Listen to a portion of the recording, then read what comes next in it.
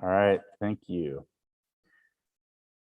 Welcome to the regularly scheduled Board of Education meeting for the Washington Unified School District, September 23rd, 2021 at 5:30 p.m. We will open the regular session with a roll call. Trustee Kirby Gonzalez. Here. Vice President Wong. Here. Trustee Barnas. Here. Clerk Venegas. Present. And I too am here. Announcement of items to be discussed in closed session. E1, Government Code Section 54957.6.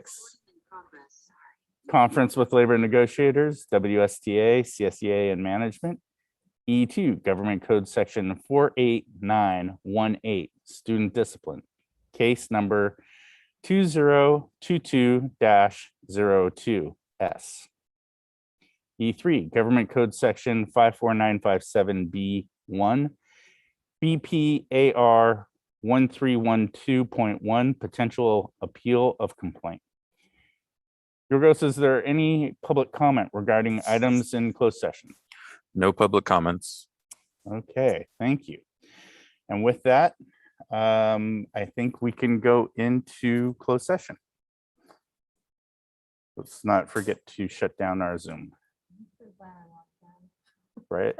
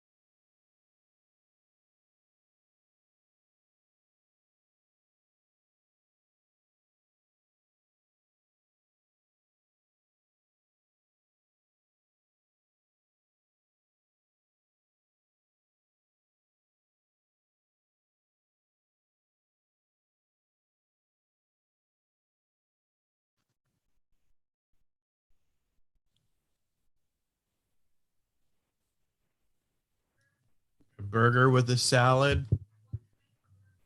Firehouse one.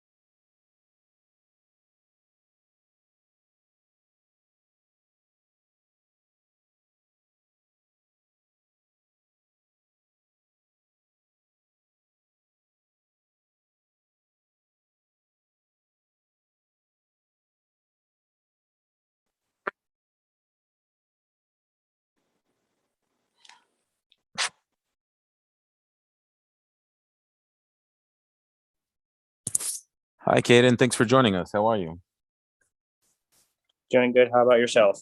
Doing good. So the school board is still in closed session right now.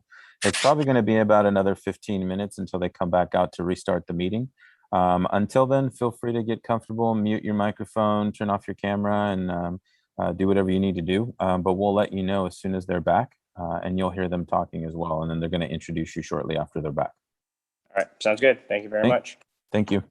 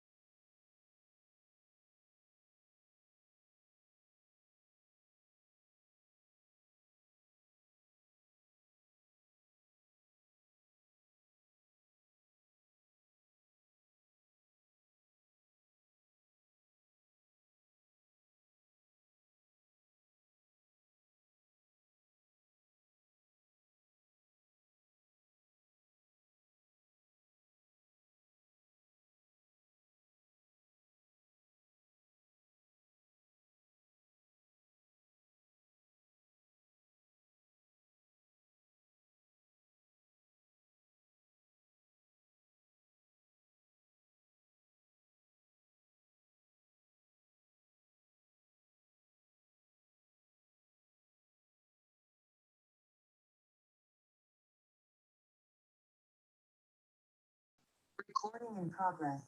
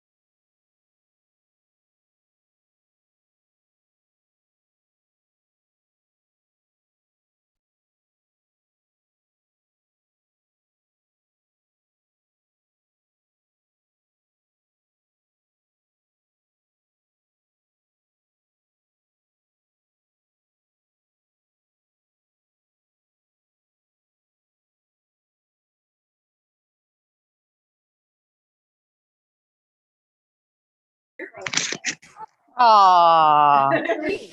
Okay. Let me-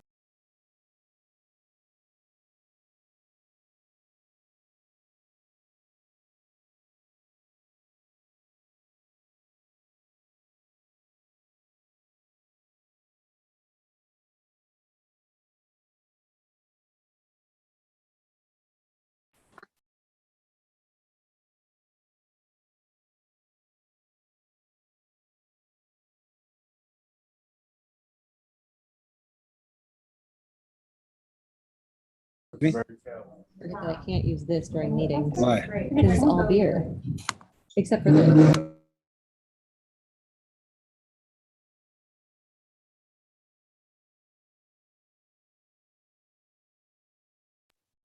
Are you putting sticker L in front of your?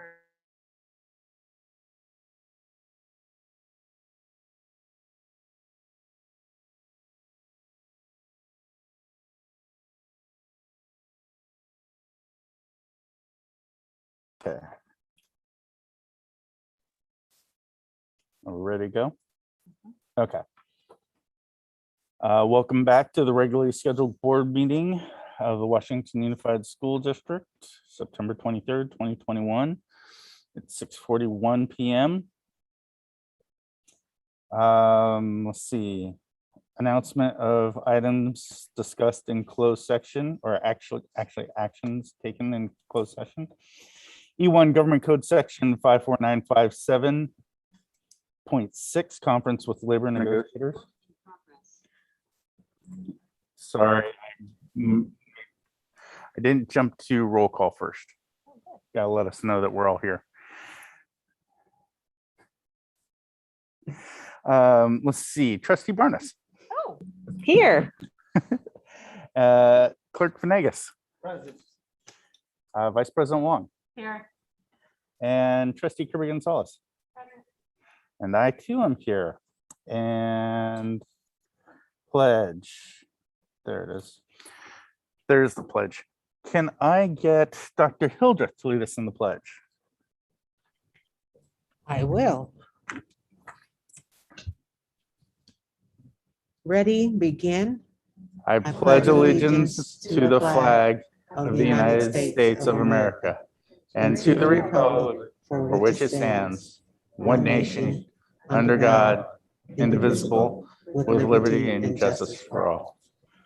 That's very clever in putting a flag up, Yorgos.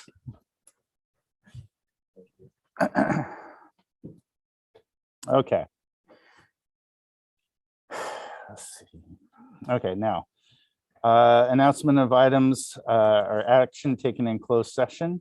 E1, Government Code Section 54957.6, Conference with Labor Negotiators, WSTA, CSDA, and Management. Information received.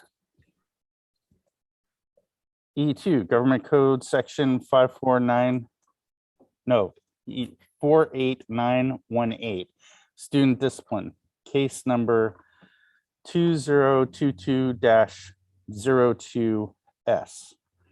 Information received. Got it. E3, Government Code Section 54957B1, BPAR 1312.1, Potential Appeal of Complaint.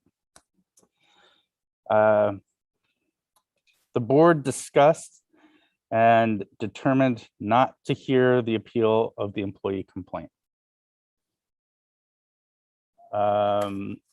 Moving on to I, approval of the agenda.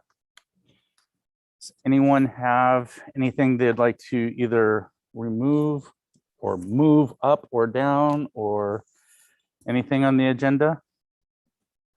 If not, can I get a motion to approve the agenda? Moved by Clerk Venegas, A second. second by Trustee Barnes. Clerk Venegas. Trustee Barnes. Aye. I too vote aye. Vice President Wong. Aye. And Trustee Kirby Gonzalez. Okay, the agenda is approved. Okay. Communications and celebrations, there are none. Student Association report, or actually, let's go to CSEA report first. Dr. Hildreth. Yes, thank you. I have the pleasure of sharing the CSEA report on behalf of Mr. Gandara, who is not able to join the meeting this evening, but he did send his remarks. And so he starts with, I would like to say thank you to Stephanie and Stan for having the ESSER 3 meeting for staff. We were able to provide good information and feedback, and I'm looking forward to the next meeting. Also, I would like to thank Human Resources for hearing CSEA on our membership's frustration with their excessive workload through all these adjustments during these COVID guidelines. I would like to thank Ed Services for working with CSEA in giving the district's paraeducators the professional development program for the CSEA PATH program. Lastly, I would like to end my update by thanking all classified staff, along with all district staff, for making this school year as smooth as possible during this challenging time. Thank you. Thank you, Dr. Hildreth. And moving on to the WSTA report, Doug Knepp, are you there? Yes, I'm here. Thank you, Kobe. Mhm. Good evening, Superintendent Hildreth, President Pizzotti, and trustees. Tonight, I will address some difficult realities that we all have a responsibility to resolve. We owe it to our students, staff, and our community at large to have an honest conversation about the challenges and, in many cases, failings that we are currently confronted with. I urge every member of the board, the superintendent, and the cabinet to listen with an ear towards resolution. These are sincere concerns, and they're being universally felt. In a moment, I will begin listing a multitude of issues that are alarming to our staff, administration, and community members alike. Because I believe it is important for us to take responsibility for seeking solutions, I will list a few ideas at the end of each section that might improve conditions. First item I want to discuss is COVID safety protocols. Many staff members are concerned that WSD is not consistently verifying if students are vaccinated prior to being placed on modified quarantine. We are relying on self-attestation. This places the health and safety of our students and faculty on the hope that each family will be honest regarding vaccination status. Although this is a nice thought, we know this is not realistic. Another item is symptomatic students that are being returned to class. This matter was addressed recently in a meeting between Dr. Sasson and Superintendent Lewis, in which they stated, do not assume that any symptom is just a cold or just allergies. Any symptom on the list of COVID symptoms should be considered COVID until proven otherwise. Any one of the following symptoms is consistent with COVID-19 and should prompt testing: fever, fatigue, chills, cough, shortness of breath, sore throat, runny nose, stuffy nose, loss of taste or smell, muscle or body aches, nausea, vomiting, and diarrhea. And again, this is per the Yolo County K-12 school decision tree. And I'm just bringing this up because at the last board meeting, some board members expressed an idea that we're going to have to get used to kids having symptoms at school. And while this is true, those children need to have been tested and cleared through quarantine before they can be in the classroom, because it is in our interest to keep our children in their seats in the classroom. And to do that, we have to make sure that they do not develop COVID-19. Another issue is safety protocol information. At the beginning of the school year, many of my members, and I know just from conversations, CSEA members did not feel like this COVID safety protocol was universally covered prior to the start of the school year. The district has not adequately stressed the importance of students and employees self-assessing for COVID-19 and before reporting to the site. And it seems to me this should be the #1 item that was addressed at the beginning of the school year. Quarantine students are cleared to return without receiving a copy of their negative test results. Once again, we are relying on self-attesting. And this is a nice thought, but this is not a way to stop the spread of COVID-19 in our classrooms. Another item is that quarantine students are showing up prior to the end of their quarantine period, meaning the student is flagged as quarantined, but they are standing in front of you in your classroom at the time as you're taking roll with the flag of quarantine. Now, obviously, we can't control all of these things. However, we should have a policy that quarantine families should be directed to check in and verify they are cleared before they return to the classroom. And this is not happening currently. And I can tell you it's happened in my class. It's happened in just about every teacher's class I know. COVID-19 positive students who have siblings are still attending classes. Now, while that siblings that are housed in another room in the house are allowed to attend classes per COVID guidelines, if siblings share a room, they are supposed to activate the quarantine as the infected student would. And this I know for a fact is not happening in many cases. Let's see. And then students on the modified quarantine list, the district is again relying on self-attestation results. So here's some of my suggestions to these things. And obviously we're going to have to work together to continue figuring out how to resolve them. But these are serious issues. And I'd like to remind folks that much larger school districts than ours are having less problems with COVID-19 than we are. So we have to take these things seriously. I suggest that the school board demand regular reporting on records and communication regarding how COVID safety protocols are being implemented, monitored, and enforced. Develop clear policy for how quarantines begin and end. And this would mean communication protocols about when a child can return, when the parents have to communicate with the district that they've received the negative test or the quarantine period is over. Please consider using AB 86 funds to hire qualified individuals for contact tracing.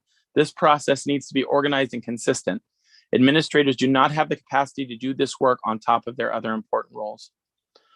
The next section I want to address tonight is teacher burnout, which is a big problem in our district right now. I've had several meetings with teacher groups and there's been tears.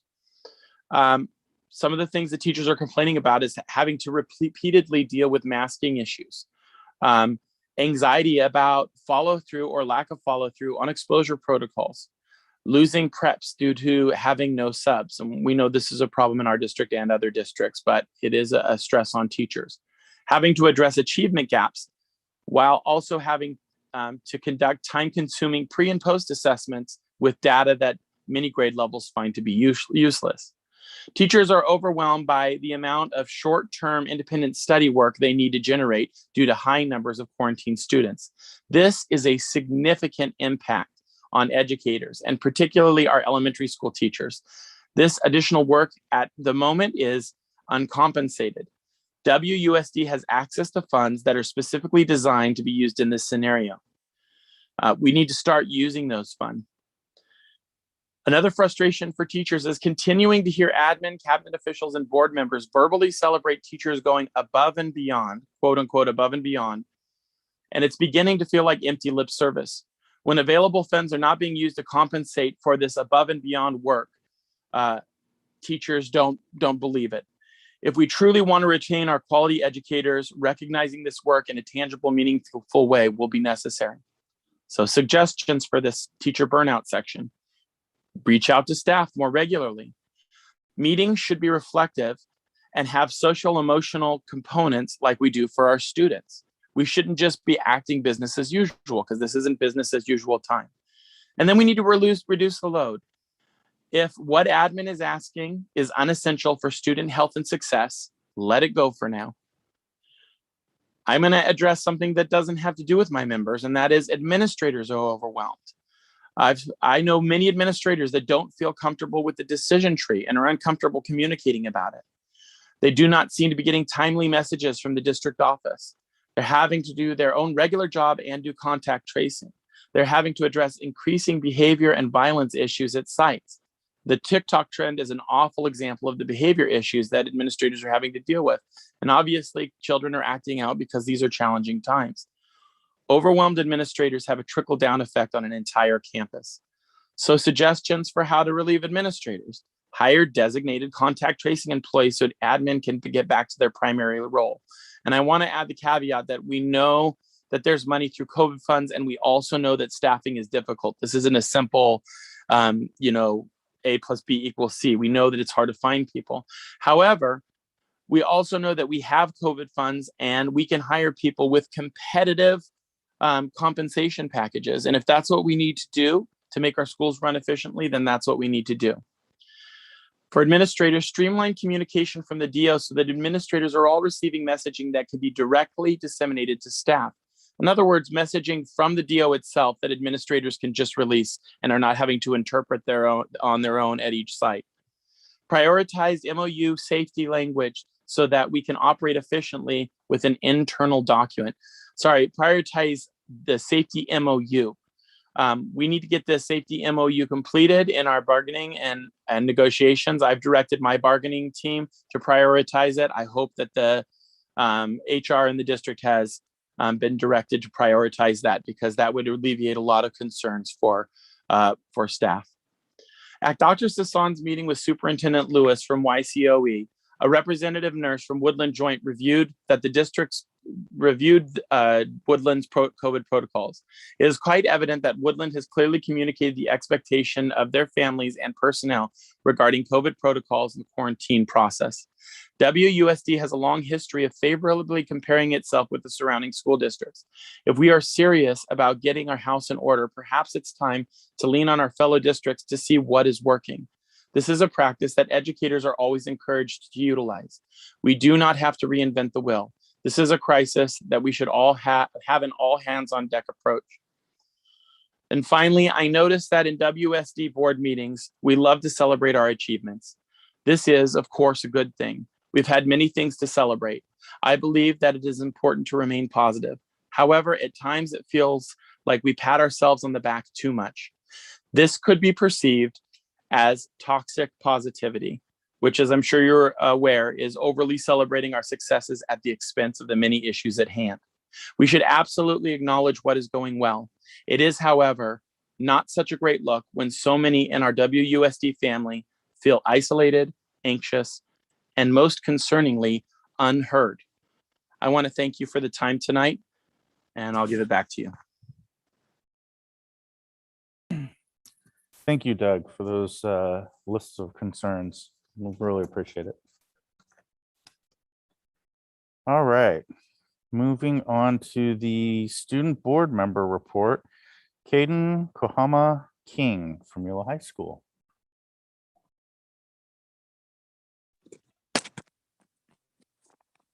Hello.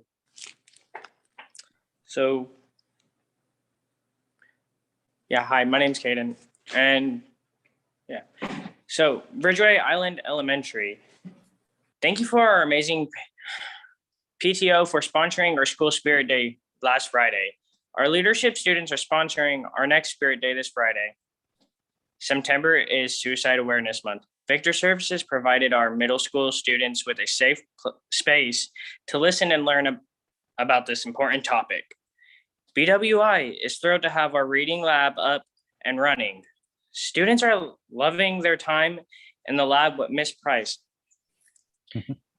Elkhorn Village. To kick off Hispanic Heritage Month, our dual immersion kinder kiddos dressed up and celebrated many wonderful cultured traditions. Students learned a lot and will continue to study various cultural elements this month.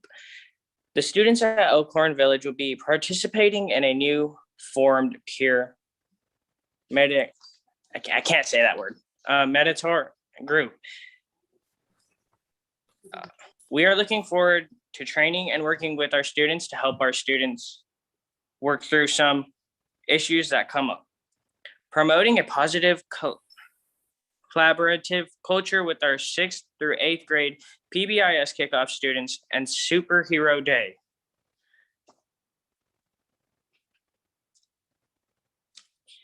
Riverbank Elementary. Join the KYH FOOTY Challenge.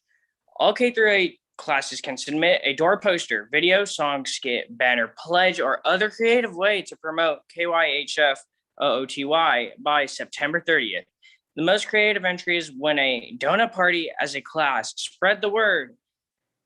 And KYH FOOTY. Southport Elementary. We held our ELD reclassification award ceremony on Friday, September 17th. 16 students reclassified this school year. They received a certificate, a Southport cup with goodies, and an item that they got to choose. Our elementary school students have started to participate in playwork games that are led currently by our noon duty supervisors during the recess and lunch times. Our middle school students will be receiving a presentation from Victor Services later this month on emotional regulation, emphasizing peer conflict resolution, social anxiety, and calming techniques. Our first Spirit Day Friday is taking place September 24th. The theme for this day is Sports Day. Stonegate Elementary. What's going on at Stonegate? September is National Suicide Prevention Awareness Month, and we would like to join the fight against suicide by helping our students community learn more about suicide prevention. Suicide Parent Night Workshop in partnership with Westfield Village and Victor Services, September 23rd, 6 to 7 p.m. We have Spirit. Yes, we do. We have Spirit. How about you? Blast to the Past, it's 80s Day, Thursday, September 23rd. Stonegate Celebrities. The following employees, as they will be recognized through at the Yolo County Excellence in Education Virtual Rewards. Classified Employees of the Year. Maintenance, Operation, Transportation, Philip Zantrain, Custodian, and Individual Rewards, Belinda Rob Patterson, Principal.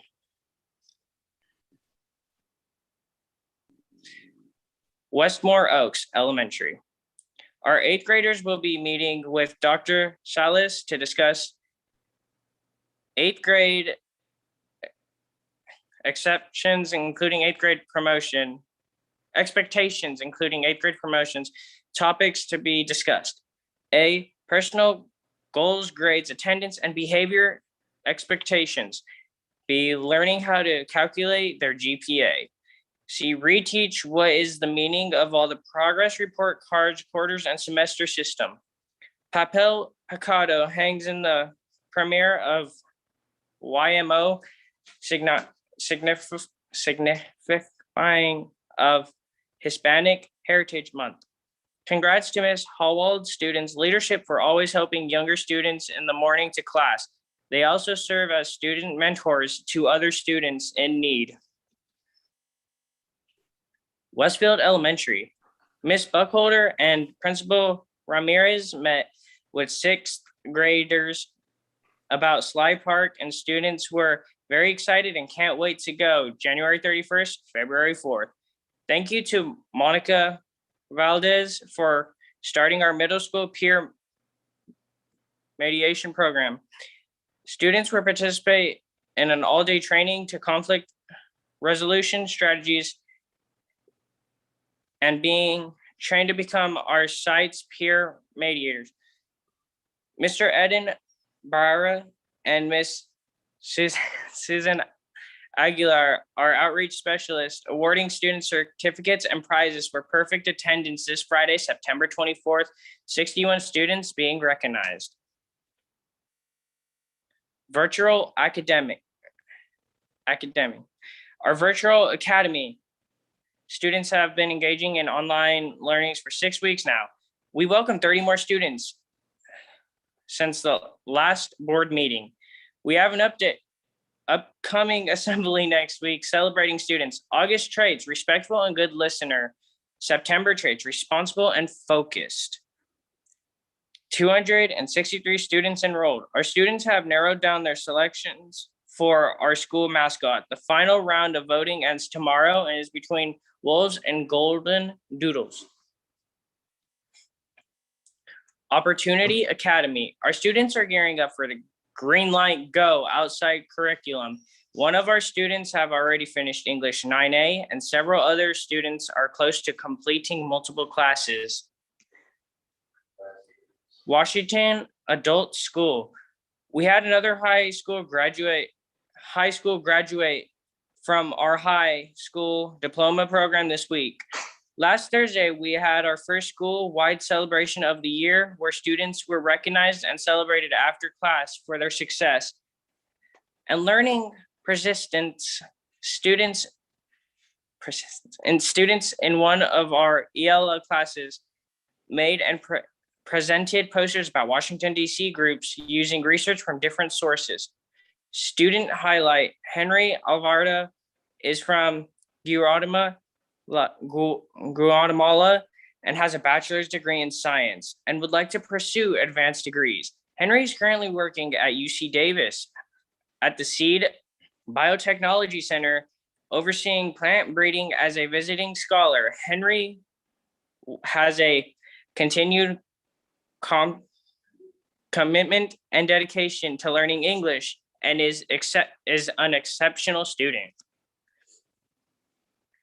Yolo High School. 25 students have interviewed with Improve Your Tomorrow, IYT, at Yolo and signed up to be a part of the Mothership program. Our staff has continued to identify common academic language in all classes and to use of sentence frames for students and staff to support academic language development and the use of nonviolent communication throughout campus. Our first huddle of the year takes place tomorrow to highlight students' success this year and catching students doing good things on campus. Flag football practices are officially underway. Our students are hard at work training for a fun tournament with alternative high schools in the region on October 1st. Our students and PBIS team has been hard at work creating ways to celebrate mask wearing throughout visual arts and fun things like Mints for Masks. Washington Middle College High. Seniors are finishing their personal insight questions and collecting information to start college applications in October. Freshmen are learning new average skills like annotation and marking the text, which helps them become more critical readers and thinkers.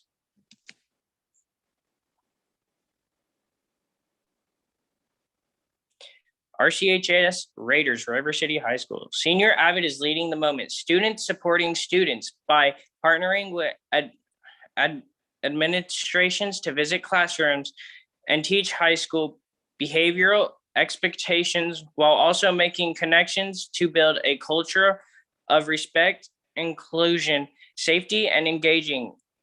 After classroom visits, students will take a pledge to keep the campus clean and safe for all students.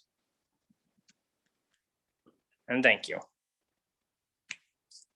Thank you, Caden. And I'm gonna say to you, just like I do the other students that are our student board members, you're welcome to stay on and give your perspective because you are a member of this board.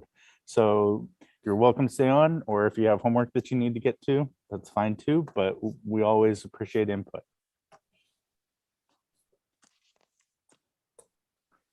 Do I keep my camera off or do I turn it off or keep? You can keep it on. If you want to stick around, you can keep it on. You're fine.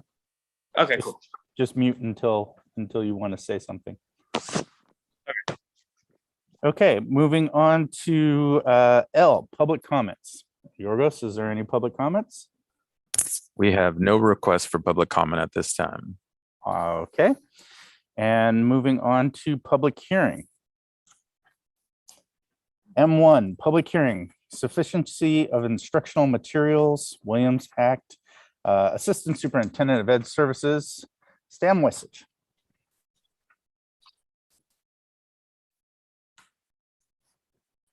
Thank you, President Pizzotti and trustees. Adhering to California Ed Code Section 1240 C2G pursuant to the Williams Settlement, Washington Unified School District is required to hold a public hearing by the 8th week of the school year to make a determination through a resolution that every pupil has sufficient textbooks or instructional materials in the 4 core areas: reading language arts, mathematics, science, and history social science. 4 of our schools participated in the visitations: Elkhorn Village on September 1, Riverbank Elementary, September 1, Stonegate Elementary, September 2, and Westfield Village, September 2. At all 4 schools visited, there were no insufficiencies found. There were no complaints during the 2020-2021 school year. Public notice was published as required. And later in this agenda, we'll be asking the board to take action after the public hearing. All right, thank you. Is there any public comment on this item? Seeing none. No public comments. Okay, seeing none. Any comments or questions from the board? Seeing none. All right. This public hearing is closed. All right, moving on to N, information discussion items. N1, WSD, attendance update. Assistant Superintendent Stan Wisich and Dr. Andre Phillips, Director of Student Family Support Services.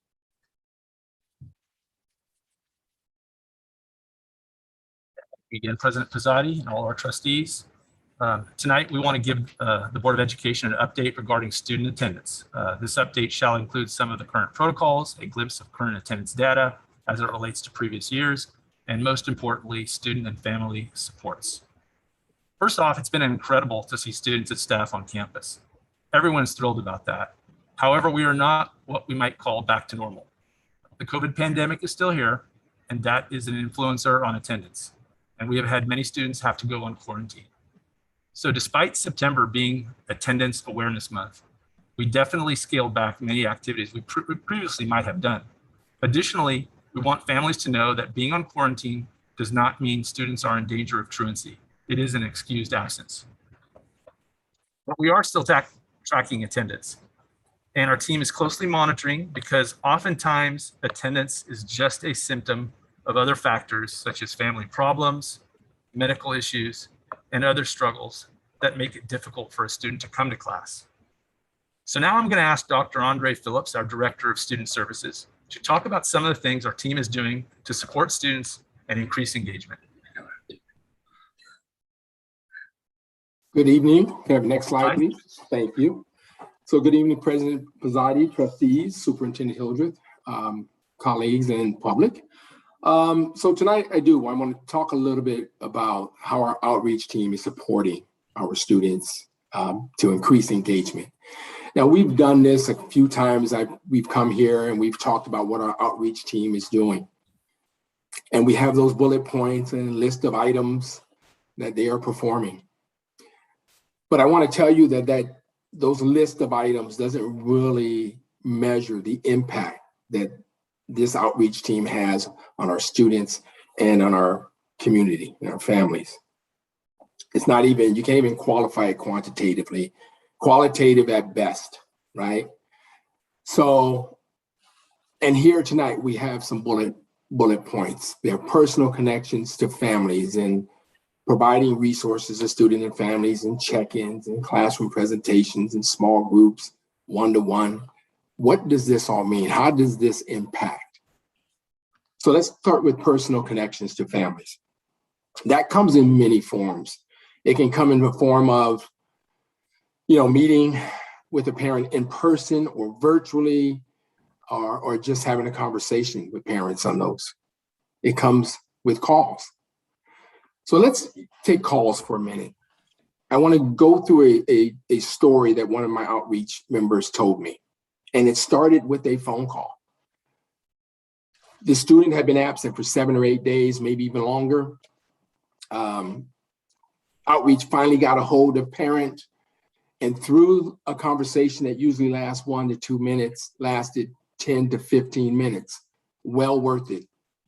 Found out the student was very ill, unrelated to COVID. Found out that the student had severe anxiety and had a fear of coming to school. Outreach right away began talking to parent and letting parent know that we will find some resources for you. We're going to talk to and collaborate with all the folks that we can, whether it's the social workers, psychologists, admin, teachers, to help her child. Child comes to school, outreach already knows I'm going to build a connection with this kid. I'm going to build a relationship. I am going to build that trust. It doesn't happen overnight, but through all of this, we're getting that student some help. Outreach continues to check in with the student multiple times a day, or the student comes and checks in with that outreach and says, hey, I can't take it today. I have to go home. Sometimes it works where the outreach can keep that student in the school, and sometimes it doesn't.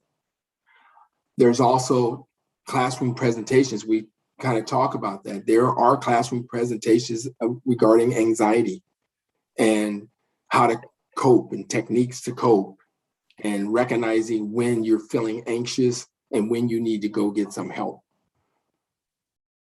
Imagine that one call started the ball rolling for this student to get some help. Does that student still have severe anxiety? Absolutely. There was a time when parent drove up to the school, student didn't want to get out of the car. Parent had a bond with that outreach. Outreach came out. Upon seeing that outreach person, student got out of the car. And that's just sort of one story of many of different types of how our outreach team is impacting our students. And let's go back to check-ins. If you were to ask me 2 years ago what a check-in was and ask our outreach, they would tell you that they are the ones reaching out and going and finding some kids and checking in with them. It has totally switched now. Kids are seeking out the adults. Kids are checking in with the outreach team members. They're coming just to talk or for comfort or play with the fidgets or the squeezy balls, just to walk with them. And they're doing it in their own free time. They're doing it during their nutritional breaks. They're coming at lunchtime when they're normally with their friends. And then when we talk about classroom presentations, none of these classroom presentations are about attendance. It's not about stay in school, come to school. Most of these classroom presentations are teacher driven and are social workers or outreach team driven. And sometimes it's digital citizenship. They use Victor Services. They have Nightmare on Puberty Street through Kaiser. And then one teacher found that their kids were a little rambunctious and were not getting along well. And so social worker went in and did a classroom presentation, a roundtable discussion on building community. We knew coming into this year that our kids were going to need some additional supports. We did not know that it was going to be like this. Now it's tenfold, and our team is working overtime, and which is great, and they love it. And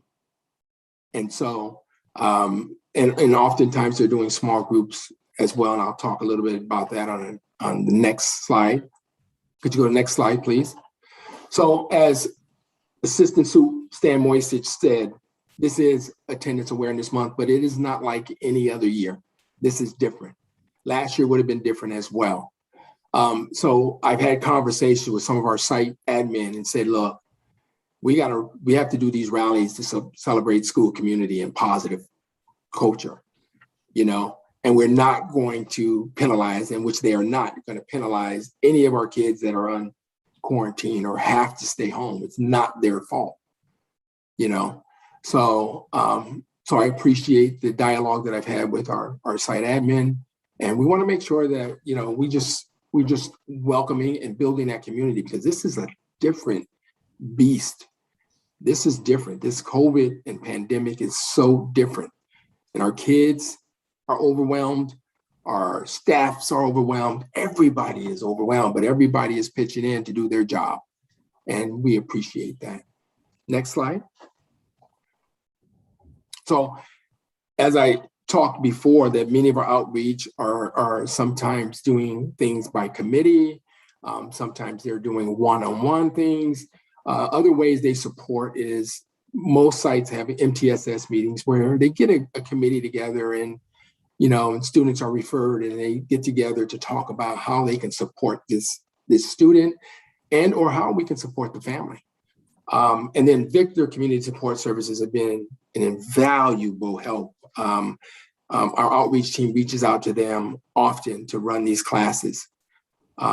We also make sure that the WUVA and any of our kids in independent study, that we support them as well.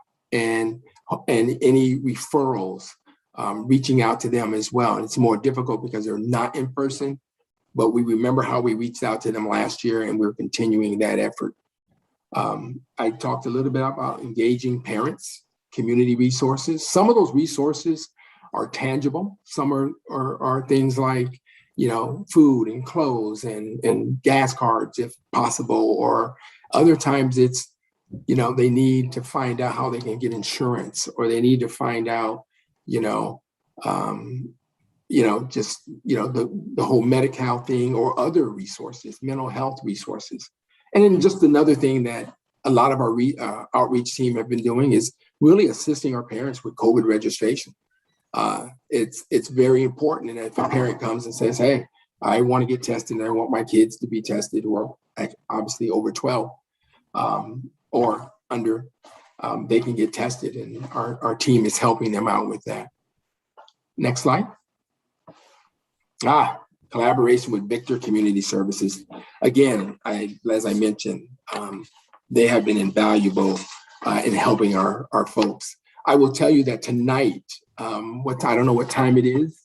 Oh, it's over now, but one of our social workers through Victor Community Support Services had a presentation tonight with Stonegate and Westville parents and teens regarding suicide prevention. And so that was awesome. And many of our social workers are doing that for their sites. Often we have Victor Services come in. And again, as I stated, many of our classes are teacher driven and or social worker or outreach team driven. So when, for instance, a Westfield says, I want a second step class through Victor Services, because I'm noticing that a certain group of my, age group or a certain group of kids are having a difficult time managing their emotions or managing their anger. And then if Stonegate says, I want emotion management because our kids are not handling anger in the right way, we have a class there. And if Bridgeway decides, hey, we have a set of kids that are not articulating how they're feeling. And so maybe we need an art class, a social emotional learning art class. And hopefully through that, they can explore their feelings and emotions and be able to, articulate finally or verbally articulate it through art. So these are just some of the ways in which our team works together and steps up and working with Victor Community Support Services. And I'll tell you, one of the things that they truly love is preparing for the holiday events. And so that's, between October and December, they prepare for these events. There might be a few other events that might come through. We're not sure about the turkey giveaway just yet. But this is a way that we can, engage with our students and our families and get them out, and obviously in, COVID protocol, and making sure that it's safe to come out. And, our outreach team does a fabulous job of working these events and helping out when they can. Thank you. Thank you, Dr. Phillips. Also, I want to mention that as we talk about keeping kids in school, one of the ways that we've been doing that is by setting up a very robust testing availability for students at the school sites. And I would like to say that that has gotten better each week, and I think that's making a big difference. Another option for our families is short-term independent study. We have been identifying students who are on quarantine by using a Q code. In that way, we can easily identify those students and offer this option. We'll be communicating with families and staff really soon on how this works, but basically, to be on short-term independent study, parents would sign an agreement provided to them by the school. Once signed, it will come back to the school. And once the student has returned, teachers would be asked to verify that the student has completed work and that the teachers have proof of that, at which point the absence would be cleared. Also, please note, the rules have changed about independent study. So this will be available for families and students who are absent prior to this date. We also wanted to give you, I'll get to that in a second.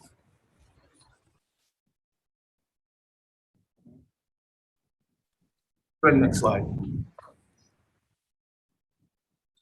We also want to give you a glimpse of attendance percentages in our first month, which compares the first month to previous years. We also wanted to give you this data aggregated by groups such as EL and ethnicity. Unfortunately, our team was not able to do that within our information system in any meaningful way. But we are integrating our data, which should be complete in October, and I'm confident we can give much more robust reports to that regard.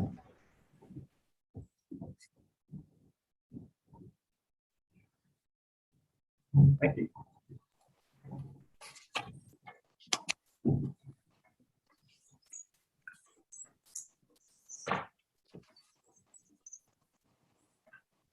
Okay, thank you for that report, Stan and Andre. Yorgos, is there anybody in public comment? No? No public Okay. comments. I'm going to turn it over to the board for questions. Vice President Wong.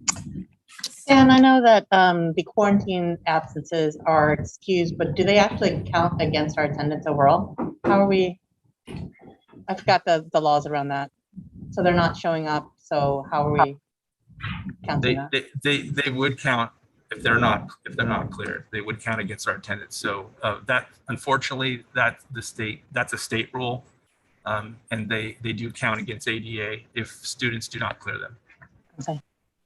Yeah, but I, again, don't want kids to be on campus sick per se, but just wanted clarification. So as we look at those numbers, it's just impact of the quarantining that's happening. So is that correct? Like the overall attendance looked like it was lower, but it's because we're quarantining. That's correct. Okay. The quarantine students are affecting that attendance percentage. I think that in terms of disaggregation of data also, I think I would like to know the percentage of those that are quarantined. So we have a good sense of like, whatever, if it's like, it would have been 3% higher in this grade level. Does that make sense? Yeah, so I understand that. So that's something we can work on. To touch on that, because that's a very good point, is how much of it is quarantine and how much are people being more cautious about coming to school sick? Like, that's why I think my daughter came to me and said, hey, my nose is runny, and she was blowing her nose all day, and I said, you know what, we're going to keep you home. Pretty sure it's not COVID. Ran and got her tested to make sure, but she didn't but we kept her out for 2 days. Like, is that factoring in to, that's kind of what we're seeing? That's what I'd like. It does factor into the overall attendance percentage. If she didn't attend school, that would factor into the attendance percentage. However, she would not be counted unless she was marked as Q being on quarantine. She wouldn't be counted as one of those students. Can I ask a follow-up question on the funding? So it's a Monique question. This year, we're not being penalized by attendance, right? Like that we have a bye year, right? I thought we waived that, so just clarification. To clarify, we will be counted on our attendance this year. Okay, The so it is funding still for- going to drive next year's fund? Okay, That's right. all And right. an cool. opportunity that Stan spoke to in his presentation was that students who are quarantined and well enough to be able to do work in the short-term independent study, we are able to change that that quarantine situation to attendance. So that's a way that we are able to. Oh, wait, so mitigate that. so the Q is actually counts towards our ADA. Our Q, if a student is I on can clarify. quarantine, Let me, Go ahead. yeah, thanks. So we're marking them as Q so that we can keep track of them. That's the reason we mark them in Q. Once they've been verified that they've completed their assignment, we enter another code, and that way they will count for our attendance. I'm just concerned with negative impact. It's a fiscal. So Right. again, long-term, I'm thinking the fiscal impact, right? So, and again, I'm sorry that I haven't dug into the kind of the code in this section. So I apologize for not fully understanding the code. So the law allows for the Q to turn into a positive ADA. Okay, that's good. Okay. it can only do that if it's part of this independent study. So Oh, we- independent. Oh, if the work's completed. So if If they the work don't, is if it's complete. not completed, then we just don't. Oh, I see. There's another level to it. So there's Yeah. parameters around it, which I think are appropriate parameters. Yeah. We want to make sure that our students are being engaged in learning and education. And through that process, which Stan and his team are working on, that's how we are able to, what I like to say, preserve our attendance, preserve our Yeah. ADA, that can have a positive effect on our funding. And remind me, Monique, you probably remember, we always used to do, there's certain days that they do the ADA. What day was that this year? Yeah, that day has not come yet. Okay, So we have a few time points that are very Okay. important to us. That is the first Wednesday in October. okay. So everybody show up the first Wednesday of October unless you have COVID and you're on quarantine. Yeah, if you're well. So first if you're well. Wednesday, and then the second one was, I always forget. But it's- It's really the first Wednesday in October, and overall, if students are well, we want them to come to school every day. Oh, of course. Because when we do report our what's called P2, when we report our official attendance for the year, that's over a certain time period. So it's not, the next one isn't a certain day. All right, gotcha. Thank you for that clarification. But now we know. I'm sorry, can I clarify? So you said clear when you're answering Vice President Wong's question. You said if they're not clear, what did you mean by clear? I Well, wasn't right clear now- on that. Right now, they're excused absence. So if they turn in the work and it's verified, then that won't be an absence any longer. Got it. So that's okay, great. Trustee Kareem Gonzalez, or wait. Go Clerk Venegas. Yes, is there any, so when our outreach team is attempting to reach out to, let's say, students that are not responding or are not attending, but yet we still have their contact information, or do we have data on, on being able to say we've gotten a hold of, just like that story, right? We've been able to get, in contact with 3 students and now they're attending, like any positive movement. Are we able to see that our outreach, team is being effective in if the goal is to gain more attendance or reach out, just like that example of that story, Mhm. Do we have that in data form on a monthly basis, weekly basis? No, so each of the outreach members, have their own login sheet or a data sheet that they share with me, and I can go through them and find out because they put their notes. They go through when they do home visitations because normally what will happen is if they can't get a hold of them, they've tried everything, they will go knock on the door and just find out what's going on and try to get them that way back in school somehow. So I don't know if there's, any quantitative data monthly because everything is so fluid. Sometimes kids show up to school and then they could be missing for 3 or 4 days, and then you go and make contact again, and then they show up again. So it'd be hard to really monitor that piece. I think the overall attendance piece is what we're looking at, and not even that. It's looking at getting our kids.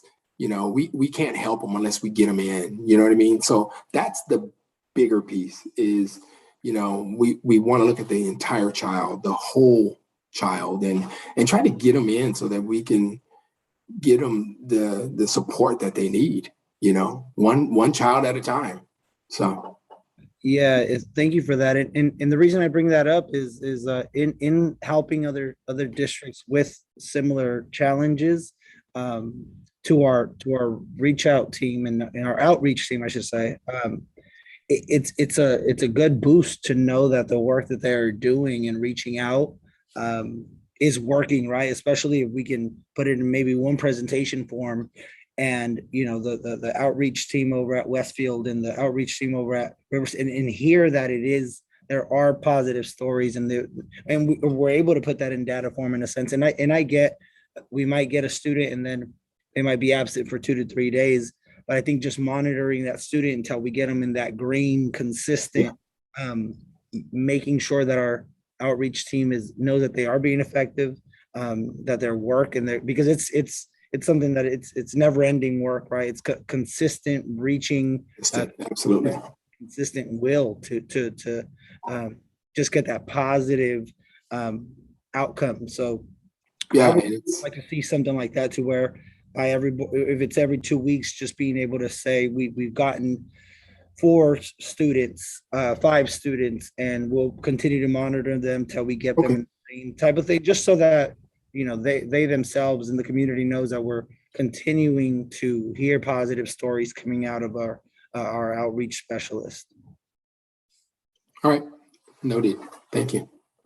Great. Thank you, Clerk Venegas. Did you have anything else? No, thank you. Thank you. Trustee Kirby Gonzalez.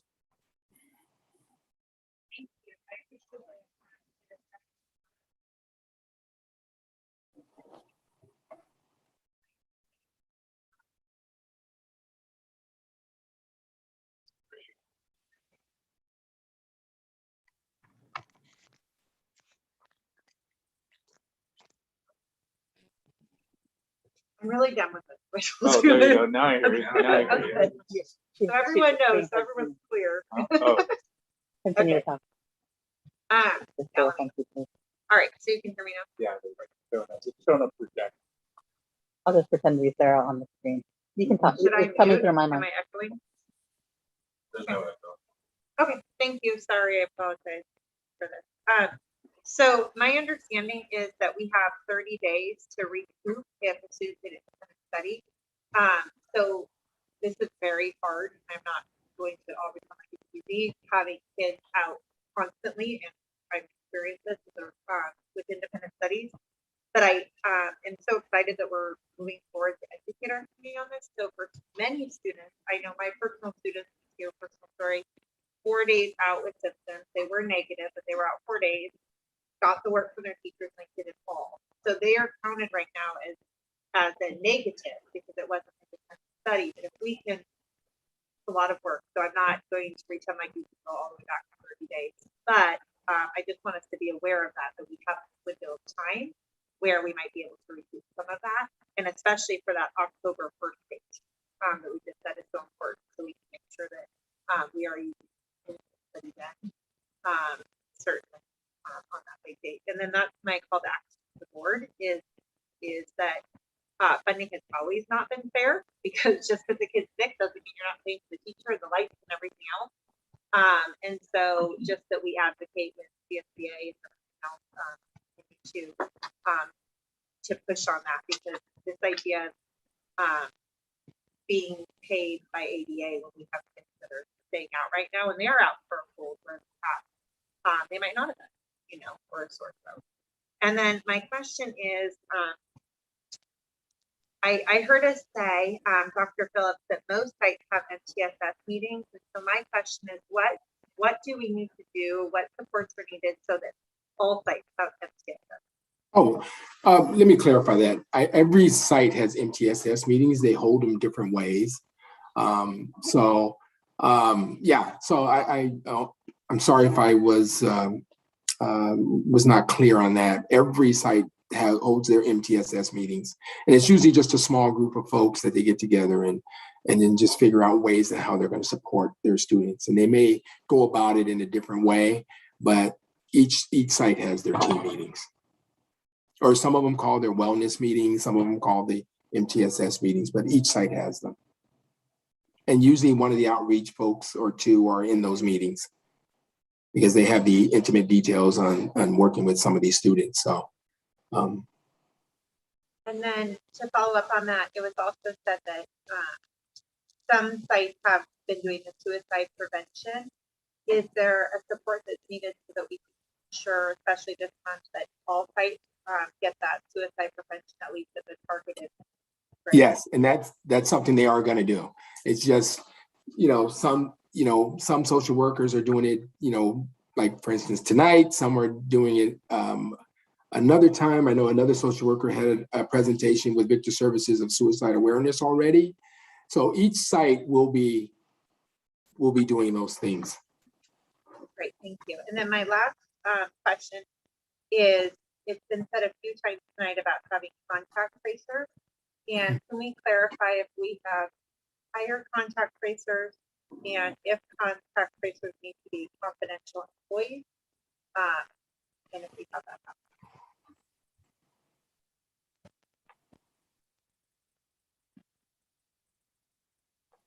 That is. So, Maybe Dr. Hildreth, if you want to. Panu, can you, answer the question? Thank you. I can also verify that, while Panu's getting on there, that we have started getting contact tracers, and we actually deployed one yesterday. So it has started. They are onboarding in HR. It's something that Student Services also collaborated in this process, and there's several more that are just waiting to start once their fingerprints and those types of things clear. So our principals know that. They're very happy about that, and we think that's going to make a big difference. Yeah, he nailed it. Stan nailed it. We have several contact tracers that have been identified. They're in the hiring process at different phases. Some are awaiting their TB clearance. I'm looking at the list right now, about 6 or 7 of them that are waiting for their live scans to come back. And we have communicated back at the school sites as well, as Stan had mentioned, and the principals are excited. So additionally, we are basically 2 team members away from being able to provide testing at each of our elementary schools at least twice a week. Nice. So we have built some capacity. And that was a fairly recent board approval, right? To fund that. So good job in trying to turn that around quickly from the last time we approved it. Yes. Thank you. Yeah, Sorry about the delay of getting on. Thank you, I appreciate it. That's all my questions, and I know these are heavy lists. Vice President Wong, do you have a follow-up? No, I'm good. Okay. All right. Any other questions or comments from the board? Okay, Clerk Venegas, go ahead. On the MTSS, and thank you, Kirby Gonzalez, for bringing that up. In my experience, I've attended some meetings in other districts, and something that I would like to see is to make it, if not mandatory, because we like Victor Services, and we have providers coming in that are working with the same student, whether it's after school kids zone or it's the same student goes through many different support systems, especially the importance of SEL being something that is at the top of every conversation. making sure that there's a representative from every provider at these meetings to be able to share a lens, to be able to share information, data. As a provider myself, I know that was something that we were heavily involved in with these MTSS meetings. So just especially, in the times that we are in now, understanding or having a more clear picture as a provider or as a support system to have a voice in that meeting, but also be able to share and better support our students throughout the entire day, from morning to evening. So that would just be something that I would like to see be a norm across the district, is being able to have, if they are on campus, if they are providing some sort of service or support, that there is also some sort of representation at these meetings, so that there could be more of a collaborative effort and being effective in supporting our students. Thank you. Noted. Thank you. Great. Thank you, Clerk Venegas. If there are no more comments, we'll move on to N2.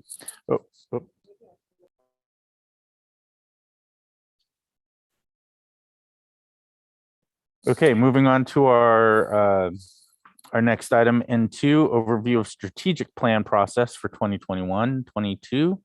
Dr. Cheryl Hildreth, Superintendent. Thank you, President Pizzotti. Yes, we are excited about a process that we are going to engage in with our entire community, all stakeholders, including our business and other community partners, as we begin our strategic plan process for 2021-22. And we are going to be talking about what is our vision for our students for the next 5 years. So it is a really important conversation where we need to ensure that we are hearing all of the voices of our stakeholders. And so we have partnered with Performance Fact to assist us with the facilitation and coordination of meeting with our different stakeholder groups and getting the information that will guide us to determine what's our profile for a graduate, where are our core beliefs. So I have asked Mr. Mutiu Fagbayi, who is the president CEO of Performance Fact, if he would come and join us at our meeting this evening to share with trustees and our community about the process that we will be engaged in over the next few months. So with that, I'd like to introduce Mutiu and your goals. I think we have the slide deck for the presentation. Yeah, that's great. Good evening, everyone. It's nice to see you all again. I want to begin by, thanking Dr. Hildreth for trusting us in help facilitate this conversation. I do have the slide, so I can, if I can be made presenter to share the screen, I can do that. I can walk through. Will that work? Yes, we will get you set up. Thank you. So, thank you very much. Okay. So we call this an equity-centered strategic process. And in plain English, we see it primarily as a process that the whole community can engage in so that we can move forward as one. So for us, strategic planning is primarily about alignment. And this is an used in the past. So there's no doubt that the arrows on the right will be much more effective and they'll produce better results than the arrows on the left. So the essence of strategic planning, we suggest, is alignment. How do we get all people, all programs and structures on the same page, going in the same direction? So what's implicit in what I just said is that we cannot have all of our stakeholders to buy into a process if they don't feel they've been consulted or involved. So in addition to emphasizing equity, we also emphasize very high levels of community engagement. And I hope you will see that as I walk through the process. It's about embracing diverse voices and perspectives. Each of the districts we work with to decide on who is at the table, but our rule of thumb, our suggestion is that no one should be left out. In fact, we, in a tongue-in-cheek manner, we encourage you to make sure you include those folks who sometimes get on your nerves. Make sure they're part of the process because they different points of view. And again, we cannot get all of our students home safely, well educated, unless we have all those voices on the same page involved in the process. So that's why we operate through a series of teams. The central team, planning team, that's the orange circle in the center. And the core planning team will have all stakeholders will be represented, including students, if it's okay to have them as far as they're on the team, if their school schedule permits. The core planning team as the integrators of everything that happens. So my organization doesn't just talk to different groups separately and we go away to try to make sense of it. We don't work that way. We have a very simple process to the table, so you will be making the decisions. Certainly we will guide it. We will share examples from other places. We have some databases that you can choose from, but what makes the final plan is something that those participants work out. And on the core planning team, you have as few as 20 people, well north of 100 people. So the more folks that can engage, we believe really makes for a much better process, a better product, and a higher level of ownership. So the core planning team by other different teams that are working concurrently with the core planning team. We begin every strategic planning exercise by talking first to the kids. So we call our student voice. And the conversation with the students occurs in one, we do an online survey of every student in grades 3 through 12, if you can get them to participate. And we usually get 90–95% participation rate. So every student gets to participate in the online survey.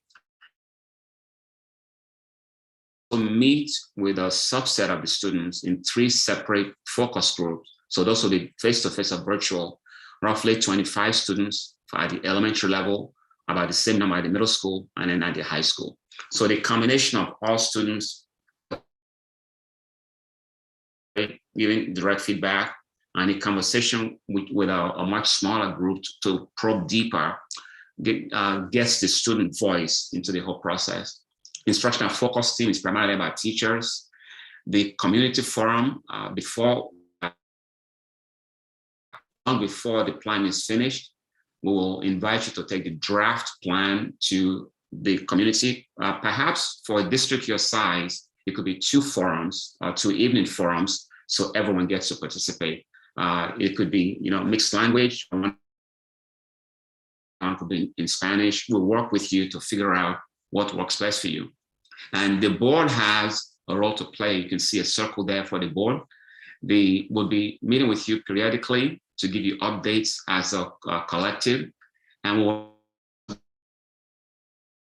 you as a board to participate in one or more of the various teams. For example, you could have 2 or 3, maybe a couple of board members on the core planning team. A different set of board members might be on the alignment team. To participate in instructional focus. So there are multiple ways for you to participate individually, and also as a collective body, we meet with you 2, 3, or 4 times during the process. The phases of the planning process, it's 7 simple questions. Phase 1, we call Is Everyone Ready to Go? And in one sense, we've started that. We've had conversations with the superintendent and our leadership team about gathering baseline data, trying to set up the calendar, deciding on who participate. So phase 1, everyone for action. What's happening tonight, right now, is part of phase 1 also. Phase 2, it's looking back.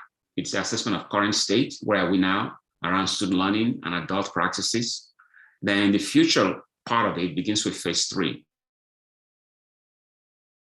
We'll go next. And long before we finish, we do a timeout. Phase 4, we call it a reality check. We'll take the draft from phase 3, we'll take it back to those community forums and check in with a much larger group of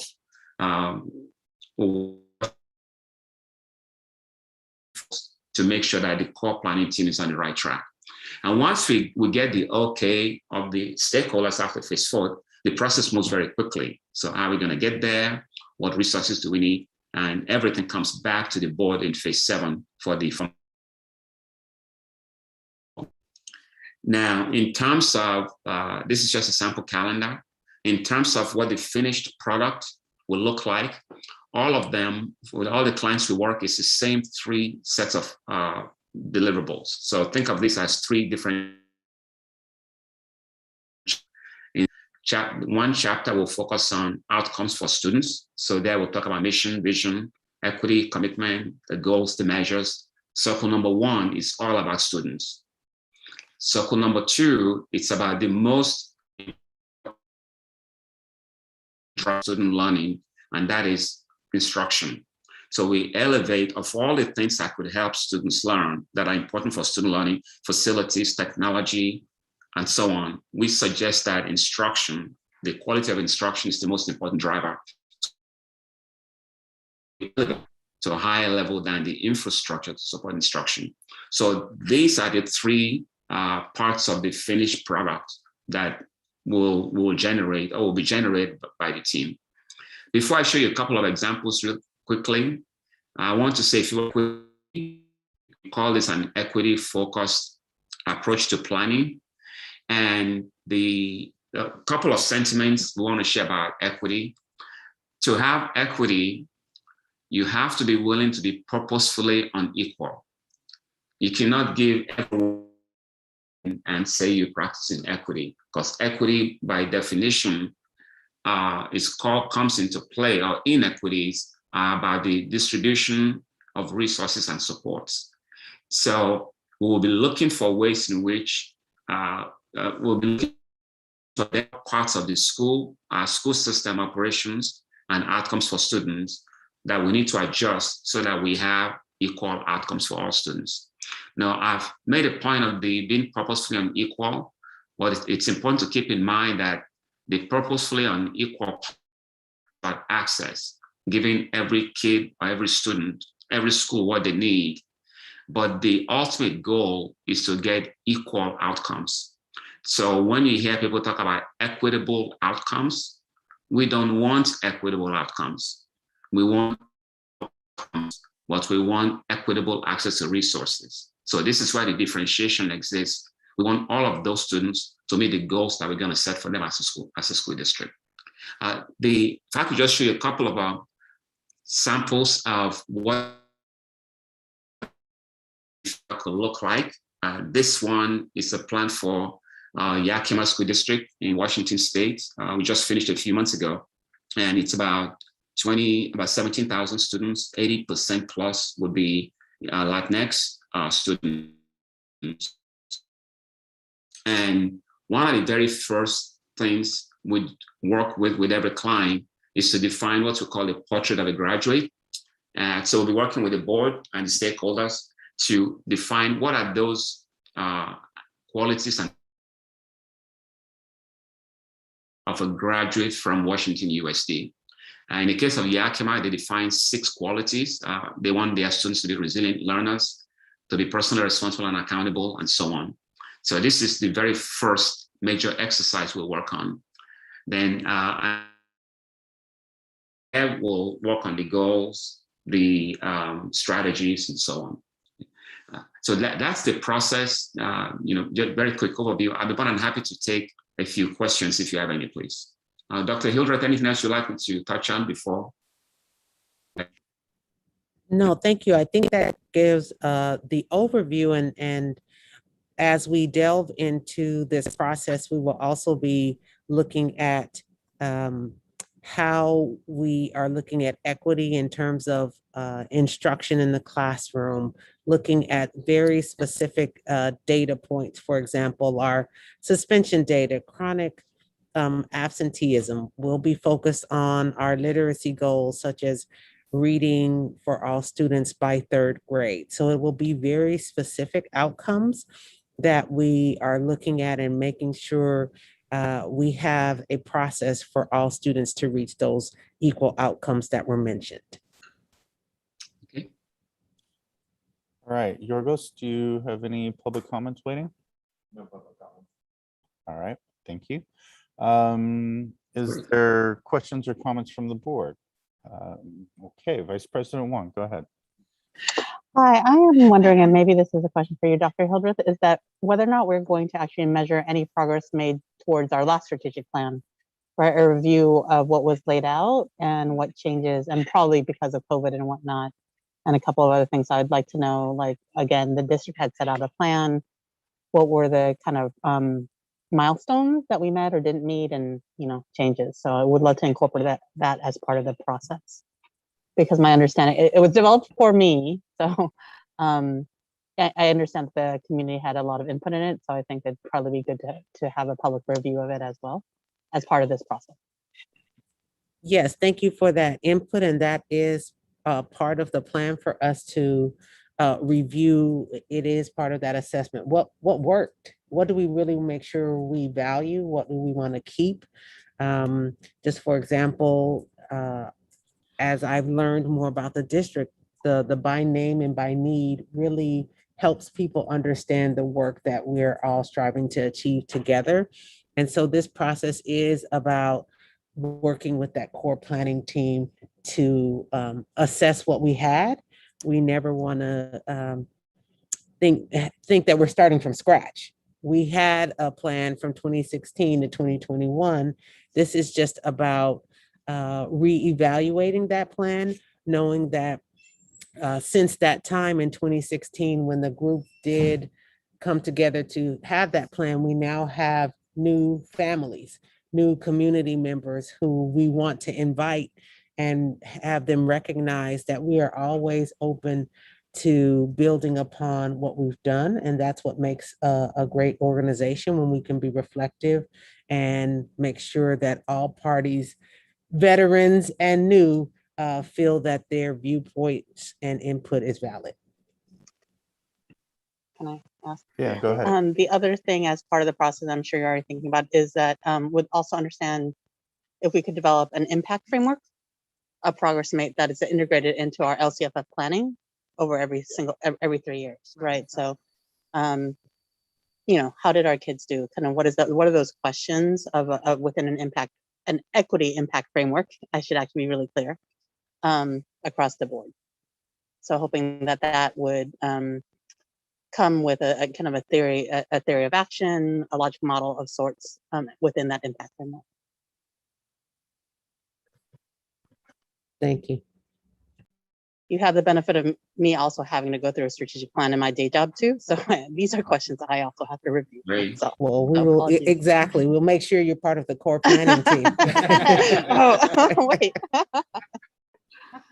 You've been volunteered. I've been voluntold. Huh? Yep. Okay. All right. All right. Trustee Kirby Gonzalez. Yeah. Plug yours. Okay. It's okay. So they're hearing you from me. Just know that Sarah Kirby Gonzalez is speaking and not me. Okay. All right. Thank you. I appreciated Vice President Wong, that this is about where we've been. We look forward to looking at that, because I know that we worked really hard on that strategic plan. We're really proud of it. So that for us, my question is, as I go through this process, it's a little crazy of a year to think about. We need to do a strategic plan, but where will we be? And sometimes we don't know where we'll be in a month. And then, you know, we thinking about our 5-year plan during right. It's exciting, but it's also a little bit daunting. And so when I looked at the date about, so this is really a question for our staff. We right now have such a sub shortage that we have people who would be critical to the meeting who, if they're not in the classroom, they've been in the classroom substitute. Or the people that we are in the classroom that we'd really like to bring out some media permanent to have their voices, aren't able to lead with the subject. So my question is, as we look at this timeline, looks like it starts right in October and it talks about 65 people, 100 people. So how do we ensure there during the school day? How are we going to capture that, or how can we make sure that this process really gives our voices versus we don't have subs to show up, done all this work and we're not able to get the database? Well, I think that goes back to our pre-planning and knowing we're looking now, like if we can start dates, say in November, and targeting staff who are going to be the leads and making sure that we can get subs, like, you know, if we can think ahead and work with finding those particular subs for this day, that is an additional challenge, but it is one that we're already thinking about, knowing that sub shortage is a problem. And I'll just use an example of how district staff jumps in. When we had our equity training for our principals, and we knew we were taking all of our principals off campus for 3 hours for that training, we had district staff who went and covered the school sites. So we're using all those resources, knowing that if we can't be in a meeting because we're at a school site, someone from the district office will be in that meeting, but we will deploy our staff to allow our site teachers, leaders to be part of this important conversation. Thank you. And I had looked at it, looked like it was, but I realized the timeline is just listed an example of what happened before. So we're talking about. Okay, thank you. That's all. Those are up. No, Sarah Cabrianzal is turning off the mic from me. All right, thank you, Trustee Gonzalez. Anybody else have any questions or comments? I know I missed something, but it's fine. Huh? I just have one question. Go right ahead. Sorry. I hope I didn't miss this question, but I don't think so. So thank you. I'm really excited about this because this will be my first strategic planning experience. And it seems amazing. I agree about the COVID. This has always been my thought. It's COVID time. It's a hard time. It's a hard year. And I'm glad that we're getting to this. This is the exciting piece of it all. I'm wondering how we will include, will we do the translators again like we did with okay, so when we're doing the online surveys and whatnot, we'll be sure that they're in lots of different languages for everyone to put in the community, put their. Yes, and we will also be having, when we have our core planning team, we'll also make sure that we have parents who are represented on the core planning team who English is not their first language, but we will have our translators there to be able to ensure that they are part of the whole community group and not always an isolated, separate, that we will bring the support to the group. That's all I have. Great, thank you, Trustee Barnes. Yeah, thank you for this, Mutio. I do recognize some of the slides from our town hall meetings, which I think was very helpful and valuable. I guess my question would be right along the lines of what Trustee Kirby Gonzalez said in terms of staffing being a challenge.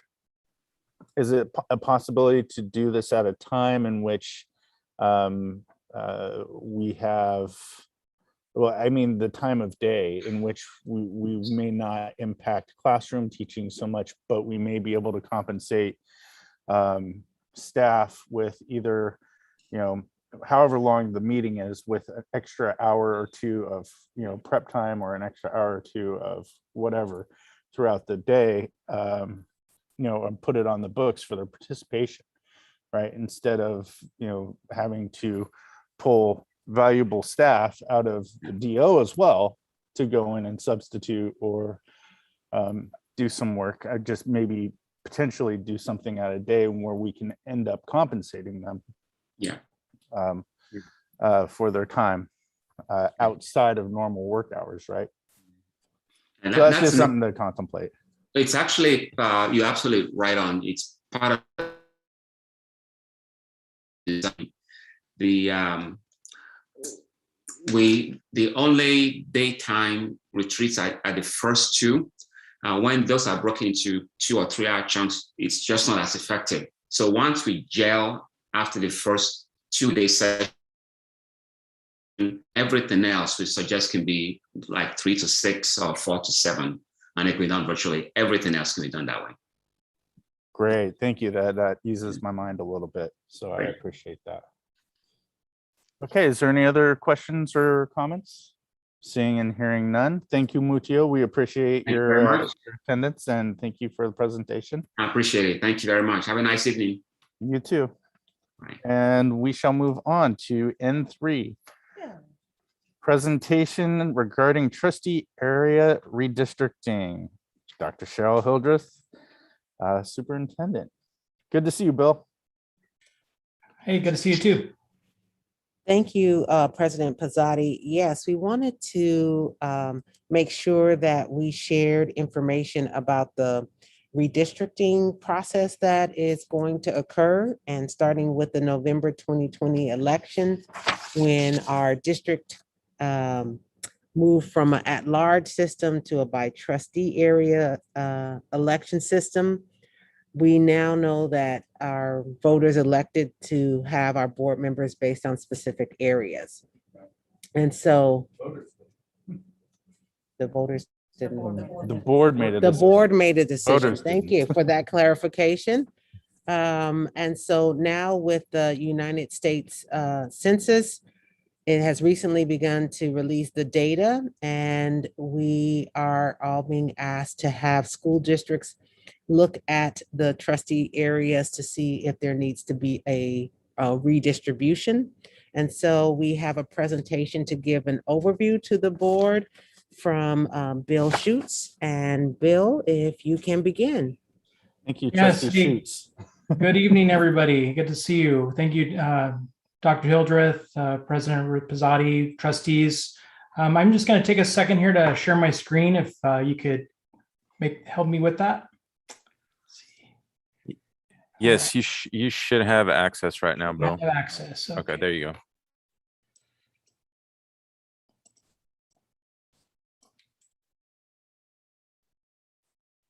Oops. All right, you can see it. Let me get the slideshow going. If I got to play around here a second.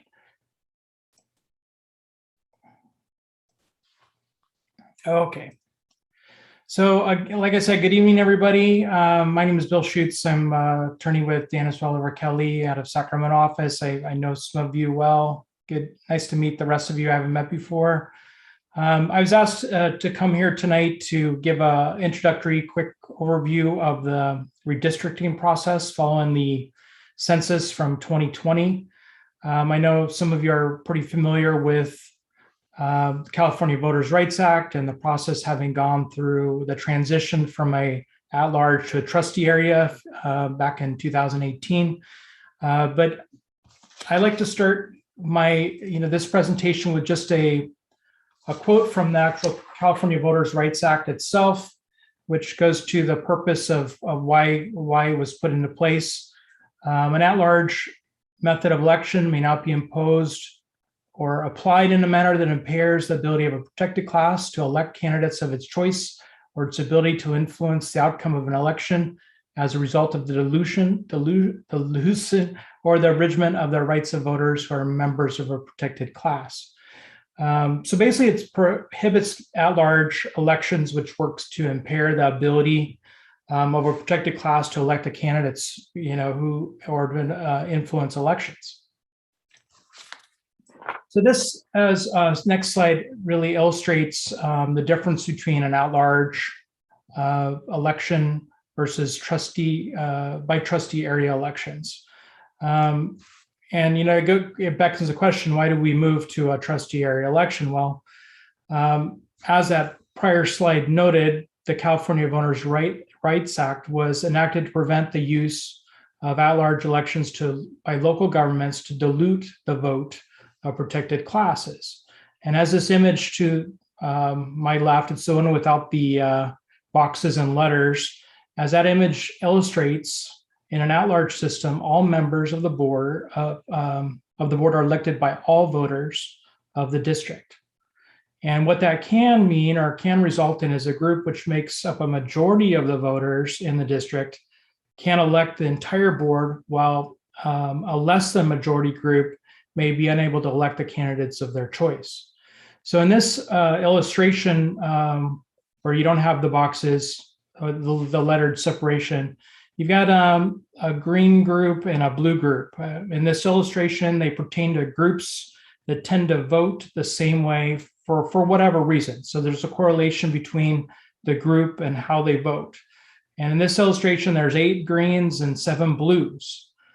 And in this illustration, the greens would be able to elect the entire board because they had the larger number. Now, the image to the other side of your screen demonstrates an election by trustee areas. And as you can see, the blues, who were in the less than majority group, may now be able to elect board seats depending on the trustee area in which they are located. So some of you know this history very well, having gone through it back only in 2018. The district went through a transition from an at-large trustee area elections to by trustee area. As you recall, there were various steps in the process. Those are still included on your website, along with the various documents that you guys went through for that process. And this screen reflects your current trustee areas, also available on your website. And your first elections were held under that by trustee area in November 2020. So now that the census data is out, districts are required to look at the proportionality and total population between their trustee areas as part of the redistricting process. And really, we're relying heavily on the demographers and the study that they provide to give us that information. And I'll get to them in a second. That'll be a step in this process.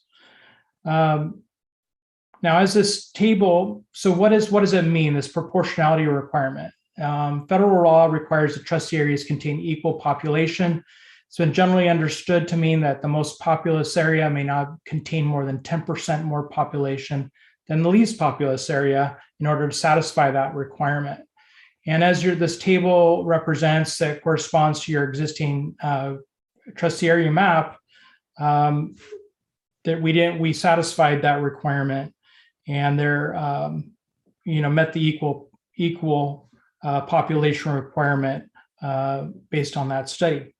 So as part of the determination of whether trustee area redistricting is needed, the demographic study will review the trustee areas to determine the percentage of each area and whether they're proportionate, whether these percentages taken from really 2010 data, whether those have changed now that it's 10 years later. So as I mentioned, over 10 years ago, we had the prior census. We have this new data that's being analyzed. And that triggers that reexamination of trustee areas to determine whether we need to make some adjustments. The education code requires school districts with a single trustee areas that have elections by trustee area to make any adjustments to their trustee area boundaries to ensure that the population of each area is the same proportion of the district as each of the others. So we're really going to be relying on that demographic study, and we don't know what step or what we're going to have to do until we get that information. But what's important is the process has to all be done by March 1st of 2022. And that's why we're here talking to you today to outline the steps for this process. Because if we don't make that deadline, then the County Committee on School District Reorganization makes those changes for the district if they are needed. So just again to illustrate why redistricting may be needed, this slide demonstrates the impact of population movement. The slides on the left, for example, represent what the areas look like from 2020 based on 2010 data. And then the 2022 census shows how, because of those population movements, we've seen some changes. So on the left, on the right there, you can see that for areas C and E, the population changes work to dilute the influence of the voters in those areas, reducing it down from a third, more equal proportionate vote down to a 1/4 member, and then with E, to a 1/5. So when we get that data based on the demographic study, it'll help us see if there's been similar shifts like that are working to dilute the votes in any of those areas. So what you'll find that's different about the redistricting process, it provides more flexibility. The steps are not as rigidly set in statute. The board really determines what the process is. There are no mandatory public hearings. There's no approval by the county committee on district organization required. One thing, just for your info, is the Fair Maps Act doesn't apply to school districts. So you may see counties or cities doing things a little bit differently, having a different process. Well, they have different rules that apply to them as far as redistricting goes, and those do not apply to school districts.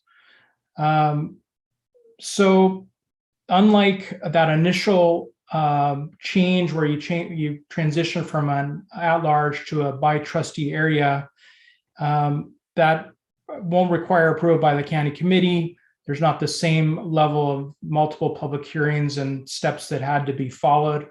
But that said, I want to go through what a proposed step process and some timelines for your consideration.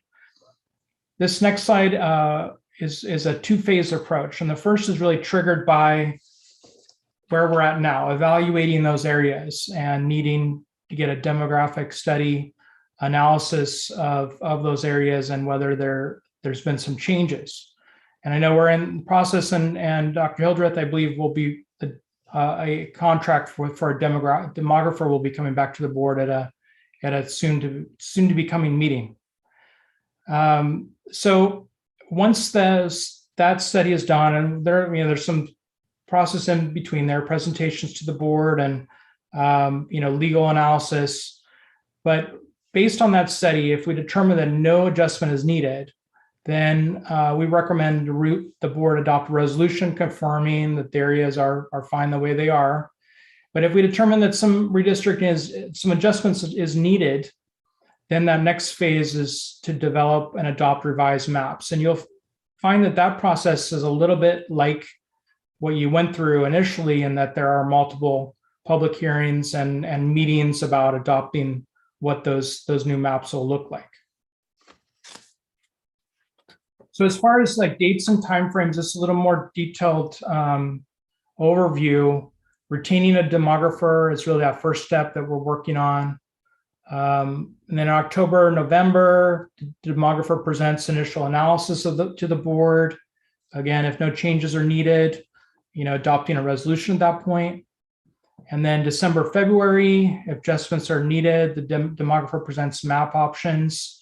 And as noted, that may be over multiple meetings and public hearings.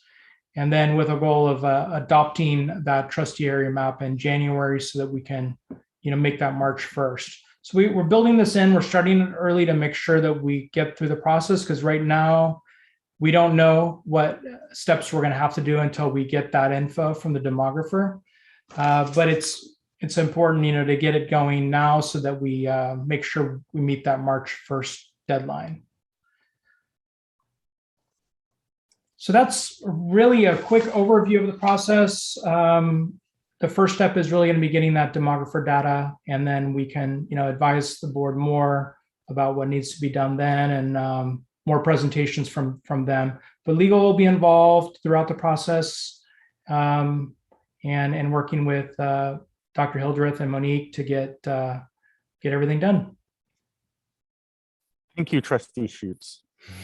Oh, Just not wearing that hat tonight, right? that's right.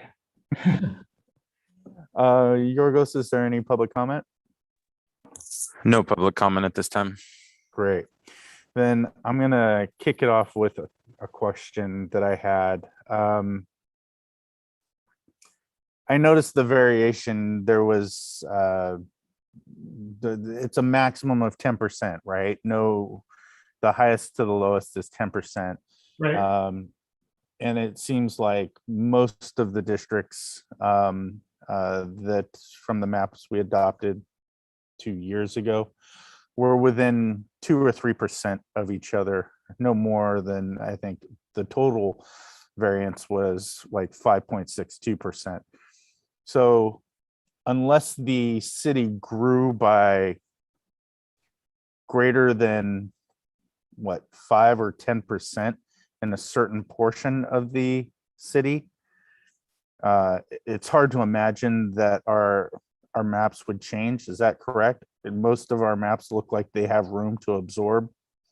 And it's hard to, it's, this kind of illustrates what you're talking about, that divergence, from the difference between your highest population area to the lowest, is around what, 5.5%. So it's, good chance you're below, but you've had in 10 years, maybe had Right. some development or movement in certain areas that you didn't have before. And then, the demographer is also going to be looking at demographics in addition to population. Right. May require some recommendations of redistricting. Okay. Because I know we've definitely had new development at, oh, am I frozen? Okay, no. I know we've had new development in our city in multiple large unit numbers of housing projects that have come up. So I guess the curiosity I would have is,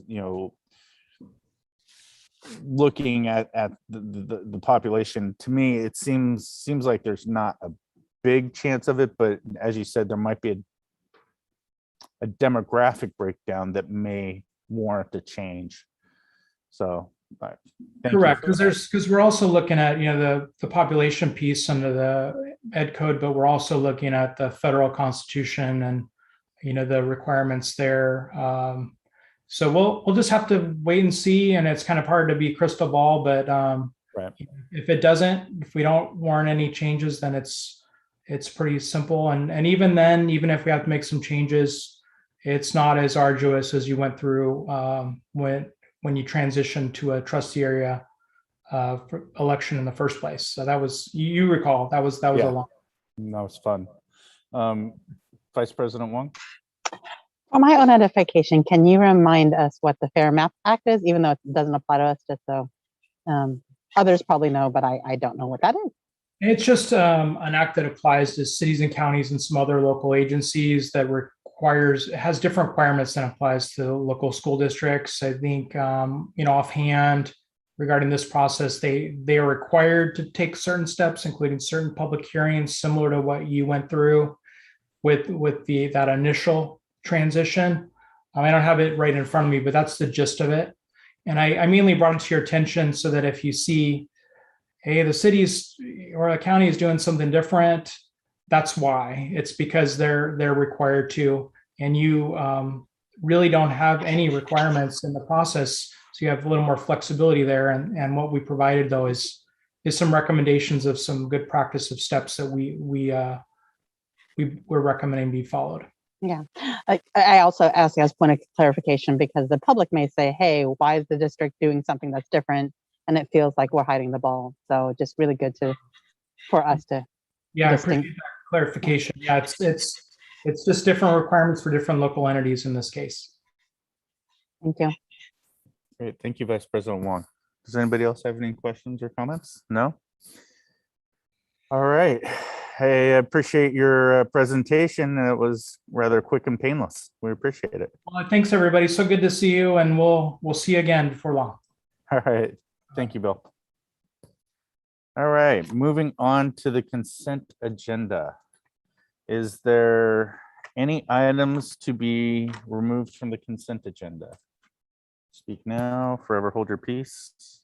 Is anyone public comment on the consent agenda? Because I got that last time.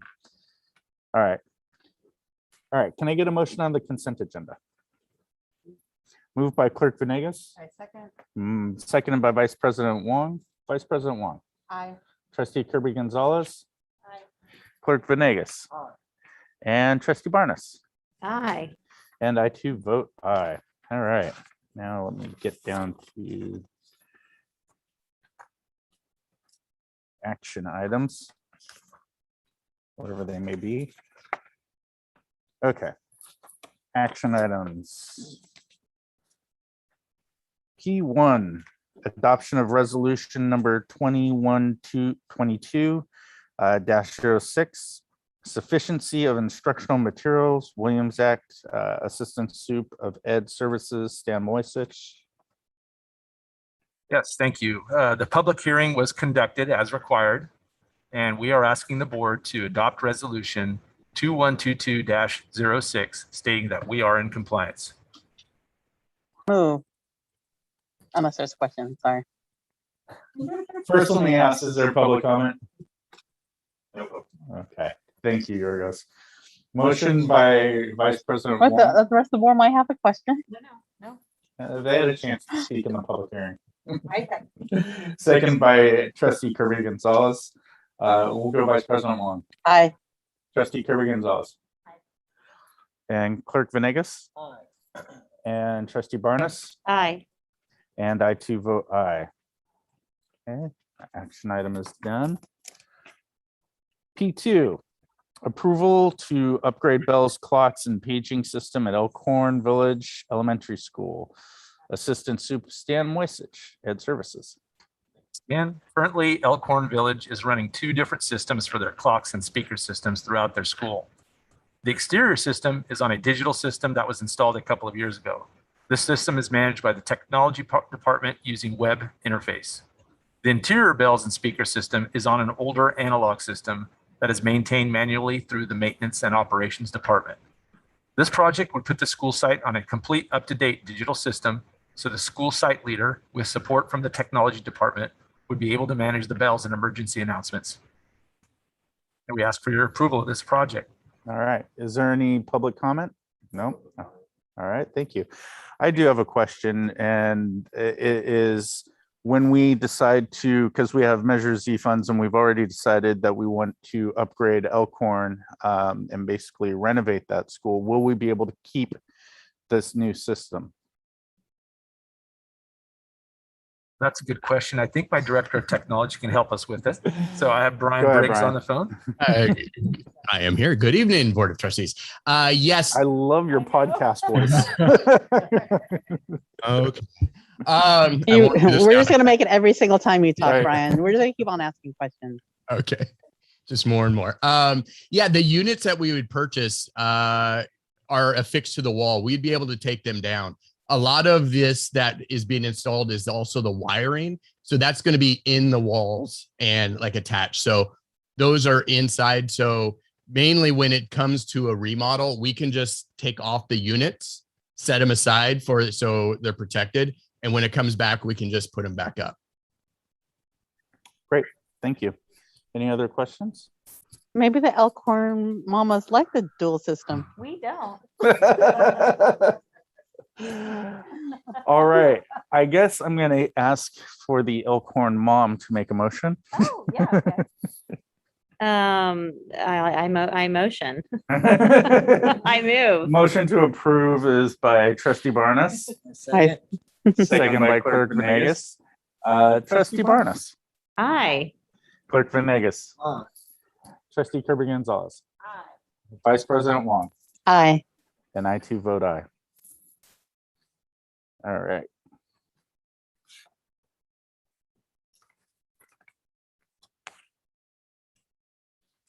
Okay. P3. Can you all hear me? Okay, good. Government Code Section 48918, Student Discipline, case number 2022-02S. Stan Moisich, Assistant Superintendent Ed Services, and Jay Burns, Director of Special Programs. Yes, the Board of Trustees received information on student discipline case 2022-02S in closed session. As required by Ed Code, the board needs to take action on the recommendations for student discipline case 2022-02S in open session. We are asking that you move forward and accept the recommendations from staff. Okay. Is there any public comment on this, Yorgos? No, seeing and hearing none. Okay, I'm going to make the motion to adopt staff's recommendation unless we have any comments from the board. Seeing and hearing none. Can I get a second on my motion? Okay, second. Second by Vice President Wong. And I'll start with the voting with aye. Vice President Wong, Aye. Clerk Venegas, Trustee Barnes, Aye. Trustee Kirby Gonzalez. Aye. Okay. And that is adopted. The motion passes. P4, approval of resolution number 2122-04, adopting the 2020-2021 and 2021-2022 GAN limits. Monique Staval, Assistant Sup of Business Services. Good evening, President Pizzotti, trustees, Superintendent Hildreth, and members of the public. This evening, we ask for your approval of the resolution 2122-04, adopting the 2020-21 and 21-22 GAN limits. The GAN limit resolution is about limiting the amount of spending public agencies can do with taxable income. It's an annual resolution that's required by law. In essence, it's a limit on the amount of tax money that a state and local governments, including school districts, may legally spend. And we ask for your approval of this annual resolution. All right, Yorgos, is there any public comment on this? Seeing and hearing none. Is there comments or questions from the board? Seeing and hearing none. Can I get a motion to approve? I move. Moved by Vice President Wong. Second. Second by Trustee Barnes. Vice President Wong, Aye. Trustee Barnes, Aye. Clerk Venegas, Trustee Kirby Gonzalez. Aye. And I too vote aye. Okay, moving on to P5, approval of unaudited actuals financial report fiscal close for the fiscal year 2020-2021. Monique Staval, Assistant Sup of Business Services.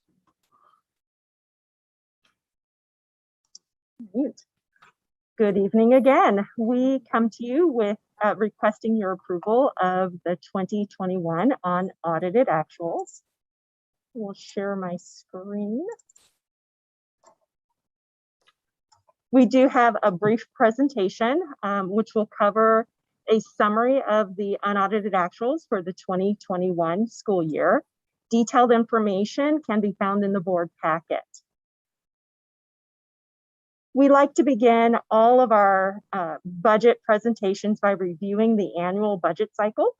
We are currently at the fourth step in our annual budget cycle, which is the unaudited actuals here in September.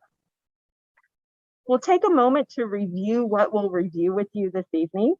We'll discuss the legal requirements for the unaudited actuals, take a moment to look at a year in review, provide a brief summary of the unaudited actuals, and also discuss our next steps. The legal requirements for the unaudited actuals include a report that reflects the district's financial position as of June 30th. It must be approved by the Governing Board of Education. It's reviewed by the County Office of Education, and then it's verified by our external auditors. And at that time, it's no longer an unaudited actuals, it's the actual expenditures for the fiscal year. We thought we would be remiss if we did not take the opportunity to do a year in review for last year. Last year was an unprecedented year, and we began the year in July 2020 with a very dismal financial outlook. It was doom and gloom, and it was very frightening for many people and, of course, the school district. In August, we opened the school year in a brand new learning model that we had never done before in our distance learning model. In September, we began spending our COVID relief funds that was provided to us to be able to support our students and staff. However, by January, the economy began to rebound and things started to look a little bit better. By the beginning of April, we were able to welcome our students back on campus, where all of our grades were offering a hybrid learning model, yet another learning model that we had not implemented before. In May, we learned that we were getting additional COVID relief funds to be able to support our students and staff. And then by the end of the year, in June, we had an optimistic financial outlook. So it was a bit of a windy road through the year. And so this report will be able to show us kind of the effects of that year. Before I begin the unaudited actual summary, I'd like to let you know a little bit about what you'll see. We will be comparing what we thought, where we thought we would end in June when you approve the adopted budget versus where we actually are once we close the books in September. So we'll be looking at the variances and discussing how we got to where we are. The general fund, which is the major fund for our district, where we have the biggest budget, had a huge impact from the COVID-19 pandemic, which resulted in an increase to our ending balance. And this creates a unique opportunity for us to begin planning for our future. In this table, in the bottom row, you see that in June, we estimated that our ending balance would be about 24.6 million. However, when we closed the books, we were at 29.2 million, which means that we are about $4.6 million more than what we had originally budgeted. Now we'll talk about how we got to that 4.6 million. Our unrestricted budget, which is the part of the budget for the general fund, which can be used for any allowable and legal expense, is one of the major funds for our district that we can use to support our students. You'll see here with our revenues, we were pretty close to where we thought we would be with our revenues. However, with our expenses, we were almost $2 million less than what we projected in June. On the following slides, we'll go into a little more details of how we got there. As a result, our surplus was about 2.6 million. We also saw a decrease in our contributions to our restricted funds. We projected in June that we would contribute about 10.8 million. However, we only contributed about 8.8 million. As a result, we are adding about 4.6 million than we projected in June to our ending balance. So let's talk about how we got there. One of the major factors was the fact that we had fewer students on campus due to distance learning and our hybrid learning. Fewer students on campus means that we don't have as much utility costs. We did not do field trips last year. We did not do as many printing as we did. So costs overall were down. The other is our contribution to our restricted, especially to our special education costs, specifically with our transportation. Those costs were down as well. And then of course, the availability of COVID funds, those are restricted funds, not unrestricted funds. So we were able to use our restricted funds to pay for many of the things that we would have paid for with our unrestricted funds. Now let's talk about our restricted budget. This is where you will see the biggest variance. Looking at our revenues, we projected about 38.7 million in revenue. However, at the close of the fiscal year, we had a variance of about 11.8 million. I'll go ahead and share with you what I'll share on the next slide. These variances are largely due to COVID relief funds. Some of the funds that we budgeted, we did not receive by the end of the fiscal year. Okay. For example, here, we budgeted our revenue, we just hadn't received them by the time we closed the books. The same with our expenses. We did not spend all of our COVID money by the end of the fiscal year, but we will spend those funds up to be able to support our students.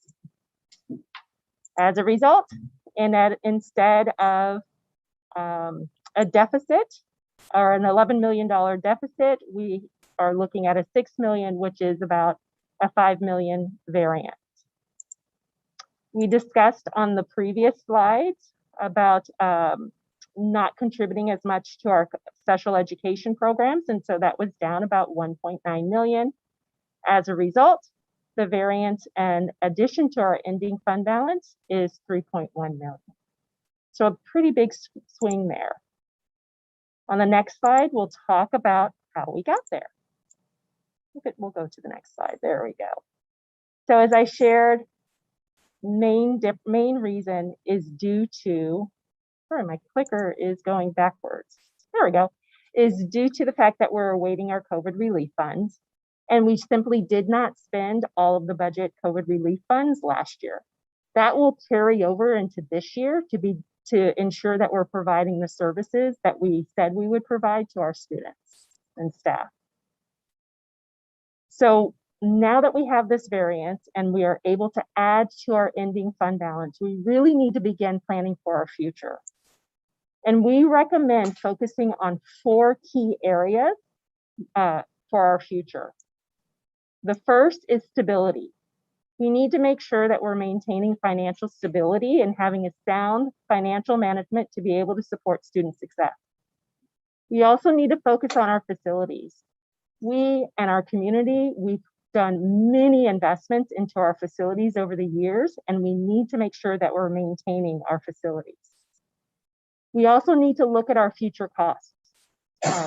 In August, you approved the opening of Fund 20, which allows us the ability to begin saving for our retiree health benefits. And we recommend that we invest into that. And then finally, we really need to prepare to welcome our youngest students. That's our universal transitional kindergarten. That is fast approaching. And within just a few years, we will no longer be a K-12 district. We will be a TK-12 district. So we need to begin planning for those efforts. So what are our next steps? So we request the board approve the 2021 unaudited actuals. If upon your approval, our external auditors will be here next month to review the report. The team and I will continue to monitor and refine this year's budget. And even though we're just in September, we're already looking at next year's budget to see where we'll land. That's that very sound financial management that we want to make sure that we maintain within our district. Always like to end with the annual budget. So we've presented the unaudited actuals. The next time that we will be together with a budget update will be at the first interim and the audit report in December. I want to say a big thank you to the fiscal team for their help and support in developing this report and all the work that they've done over all of last year in such a crazy and windy year, and then also in helping us to be able to prepare this presentation for you. And at this time, I'm available for your questions. Thank you, Monique. Yorgos? No? Thank you. From the board, we'll start with Trustee Kirby-Gonzalez. Okay, this was really helpful. Thank you for breaking this down and letting us see the numbers this way and to understand where we were. And so thank you for that.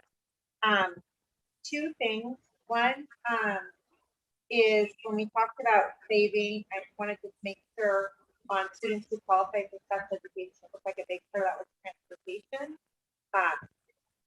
And so when I think about where money and priorities go, I just want to make sure that I know that COVID impacted our students with special services in a way that is probably, well, more impactful than our other students. So I want to make sure that we keep a close pulse on that when we think about what support they might need to help make that full. And then my question about TK is, are we thinking, as we talk of preparing, that we need to be thinking of the mindset of costs of the bathrooms, additional classrooms is probably what we're thinking. And their class size, we think is still 22 or 24. You know, I will have to look the details on that. I think it's smaller, but you're right on point. We need to start thinking about our facilities and how we can make sure that we're prepared to welcome these very little Within a ones. mixed delivery system model. I'm sorry? Within a mixed delivery system model, Yes. which is a question on the table. Mhm. I appreciate that. Thank you. So I have no other questions. Thank you. Great. Vice President Wong? Yeah, I just want to be clear as we talk about TK because it perhaps may or may not have been something that was part of an organization or that advocated for it.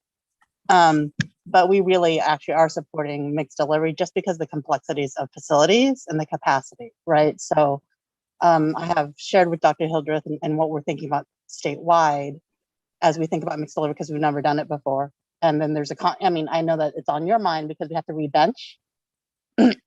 And so instead of me explaining it, you can also explain the rebenching and like what that means, or do you want? So at this time, I have to say I'm still researching and information still coming out. I would suspect, well, actually, I know by the time I'm coming back to you with the first interim, I'll have more details for you. So so rebenching for the public and those since you raised it here is that we know that we have declining birth rates, though there are people who are still contributing to the birth rate in Yolo County, is that we know that there are there are fewer babies 0 to 5, and so it's a statewide issue. So essentially one of the legislature's kind of strategies to address the declining enrollment, which, as we spoke earlier, connected directly to ADA and enrollment, was to actually bring in the 4-year-olds with who they pushed out 2 years ago, by the way, right, and rebench that base funding. So to count as part of our ADA, but it goes back to what Trustee Kirby Gonzalez was saying, is like how the funding mechanism is just one crazy. We should just increase the base LCFF and try to, instead of trying to kind of, you know, configure things, but that is the deal. The deal is a lot of the, and actually I always say WestSAC is a good model because of the impact on what we have done with the WestSAC Home Run program with high quality providers. We think about Mild, preschool, and a number of other places that are actually teaching TK standards. The question then becomes, is there a way to work in our mixed delivery system, which the advocates in the state has advocated before, of that, okay, we limited facilities, we have limited teaching staff. How do we work with the city and the WestSAC community, WestSAC Home Run program to support a mixed delivery system where we can actually count some of that ADA, right? Instead of actually trying to figure out Measure Z and how to build it themselves. I know sometimes I have good ideas, Good idea. especially. So again, as we're going through that, I don't know. I've been talking to some folks, you know, whether or not be YCOE or Justine Jimenez, who is the LCAP lead, to actually have a facility conversation to plan early about what mixed delivery could look like, because we actually, in my opinion, based off the research and the data and the work that I've done in my day job, is that we actually have a good foundational infrastructure through WestSAC Home Run to actually support a mixed delivery system. And I may or may not be doing site visits. Can you clarify that for our high quality schools that have used the TK standards very well? Yeah. Or is that what we're seeing? Is that what you're speaking to? Is that so we keep our folks employed programs? Correct. Which again, we've invested a lot of time, but again, it requires planning and agreements that is unique and different and new. This is something that LAU and LAUSD is also considering, a number of other districts as we roll this out. But again, we have to your point, Monique, that we have to do it early so that we just don't get blindsided by it. And I don't want us to get caught up in facilities issues when we actually also have to do other things with facilities. So want to think outside the box and creatively about what that could look like for our babies, while we also rebench and get our base funding. So mixed over instead of a classroom base within an LEA. So when I say mild, a lot of us are familiar with Janice. So there's a whole list on the West Sac Home Run program about what we've invested as high quality, right? So the QRIS system, that standards that we have actually supported in terms of technical assistance for First Five California. And so in any case that you can actually teach a TK standard in a home-based setting like Mile Preschool or a child development center like the Montessori CDC or other programs, right? So the providers themselves, one, it's also kind of a good economic driver, as we know that childcare is not just about childcare, that we actually have to, our providers actually teach our kids standards, languages, and a number of other things. Happy to bring in some sort of, again, we don't have to go into that mix, that what that would look like now, but I would like us to think creatively, because I know at top of your mind, Monique, is about rebenching. But I think that we have to make it right for this community and for the parents and the providers.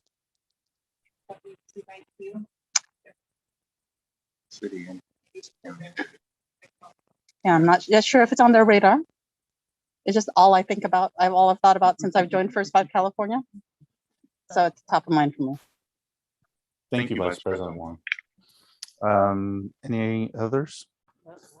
I thank you for this, Monique. You touched again on something that we approved and is also very near and dear to my heart, and that is the OPEB trust or bank account fund.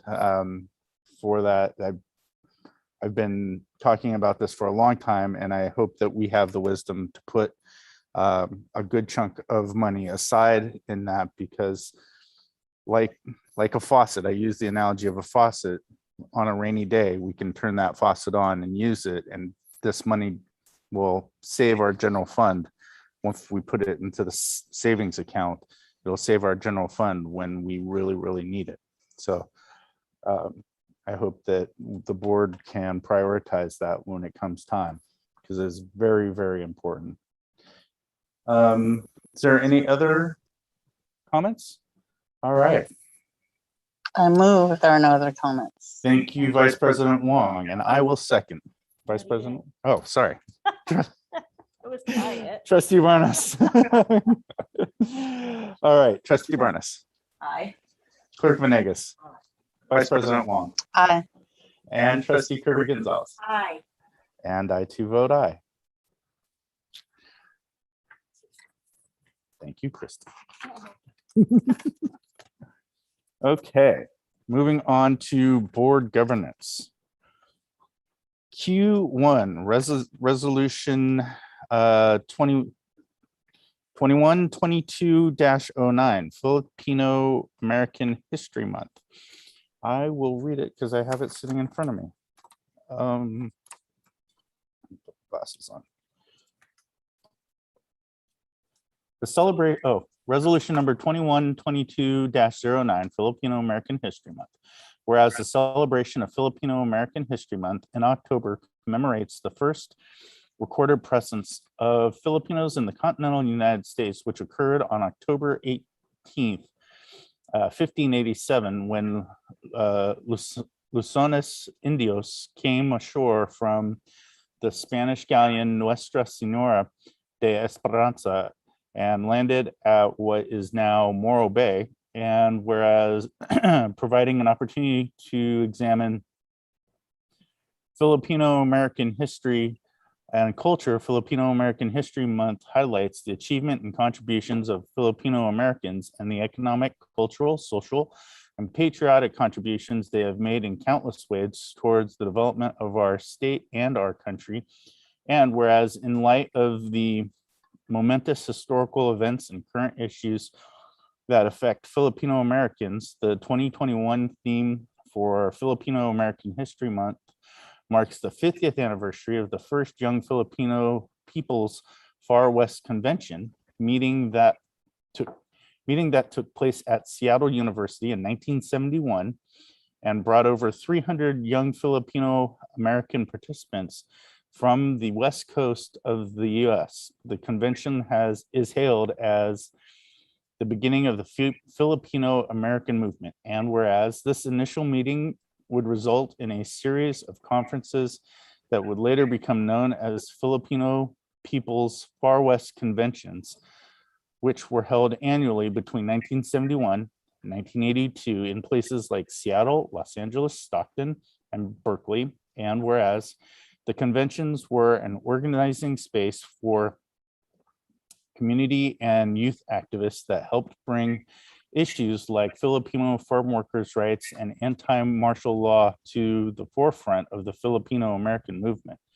The FWC also served as the impetus for annual student-led conferences now held across the country. Many scholar activists consider the FWCs to be the impetus of Filipino American studies. And whereas to celebrate the cultural enrichment and historical contributions of Filipino Americans to our nation, the Washington Unified School District Board of Education calls upon schools and educators to observe the month of October with appropriate activities and programs to bring awareness of the significant role Filipinos have played in American history.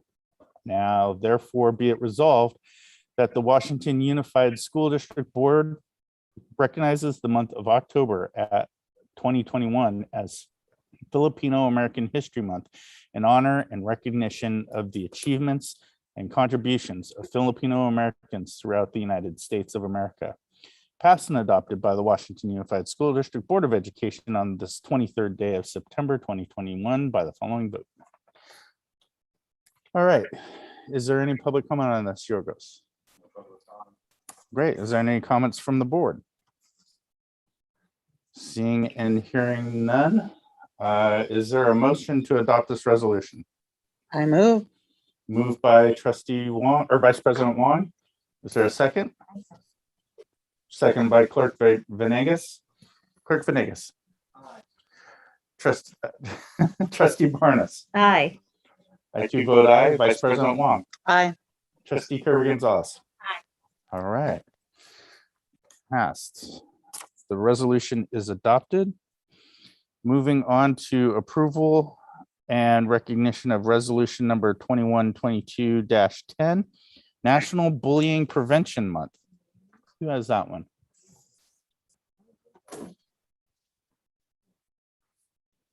Yep.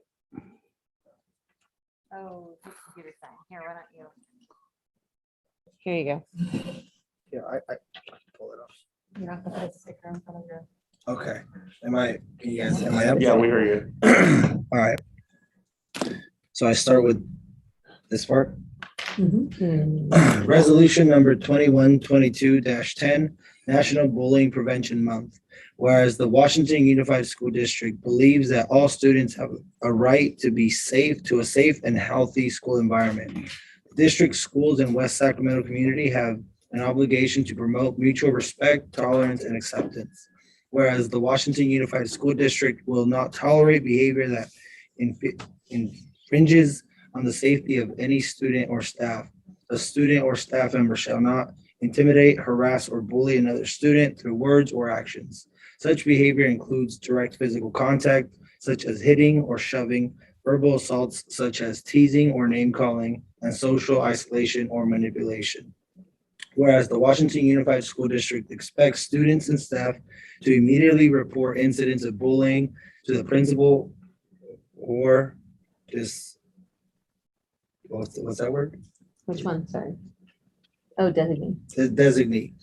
Staff who witness such acts shall take immediate steps to intervene when safe to do so. Each complaint of bullying shall be promptly investigated. This policy applies to students and staff on school grounds while traveling to and from school or school-sponsored activities. during the lunch period, whether on or off campus, and during school or district-sponsored activity. Whereas to ensure bullying is prevented on school campuses, the Washington Unified School District will provide staff development training in bullying prevention and cultivate acceptance and understanding in all students and staff to build each school's capacity to maintain a safe and healthy learning environment.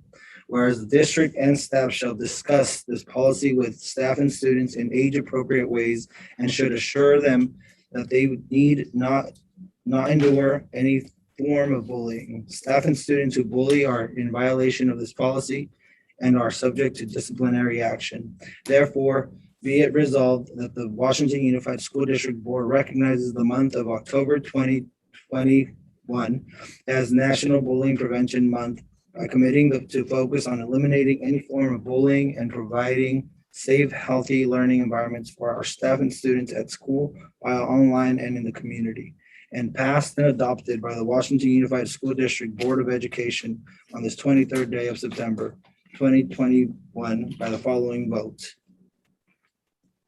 And then I do what? Nothing. Okay. Great. Thank you, Clerk Venegas. Yorgos, is there any public comment on this item? No public comment. All right, thank you.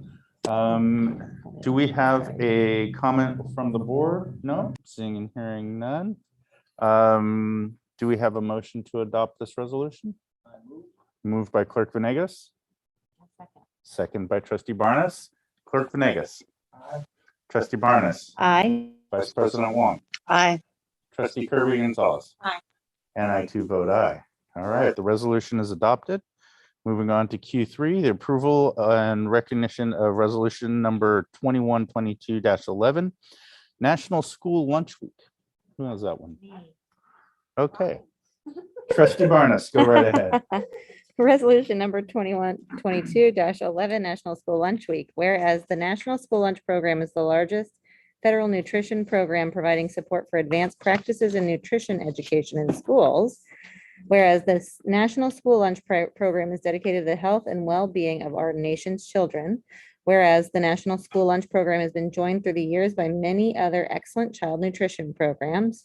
And there is evidence of the continued need for nutrition education and awareness of the value of school nutrition programs.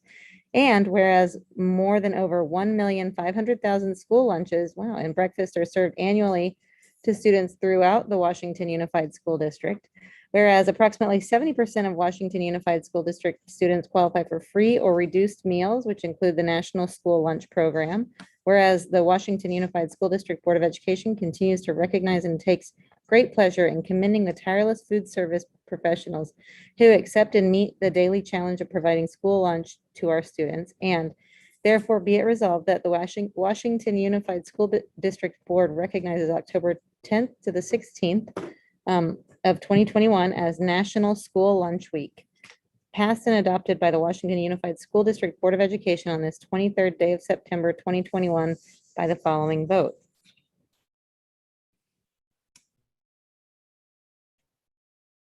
All right, thank you, Trustee Barnes. Yorgos, do we have any public comment? Seeing and hearing. All right, seeing and hearing none. Do we have any comments from the board? No board? Uh-oh. Do we have any motions? Anyone? I move. Motion by Trustee Barnes, second. Second by Trustee Kirby Gonzalez. We'll start with Trustee Kirby Gonzalez. Vice President Wong. Aye. I too vote aye. Trustee Barnes. Aye. Clerk Venegas. All right, and the resolution is adopted. Okay. Moving on to Q4, approval and recognition of resolution number 2122-12, California School Bus Safety Month.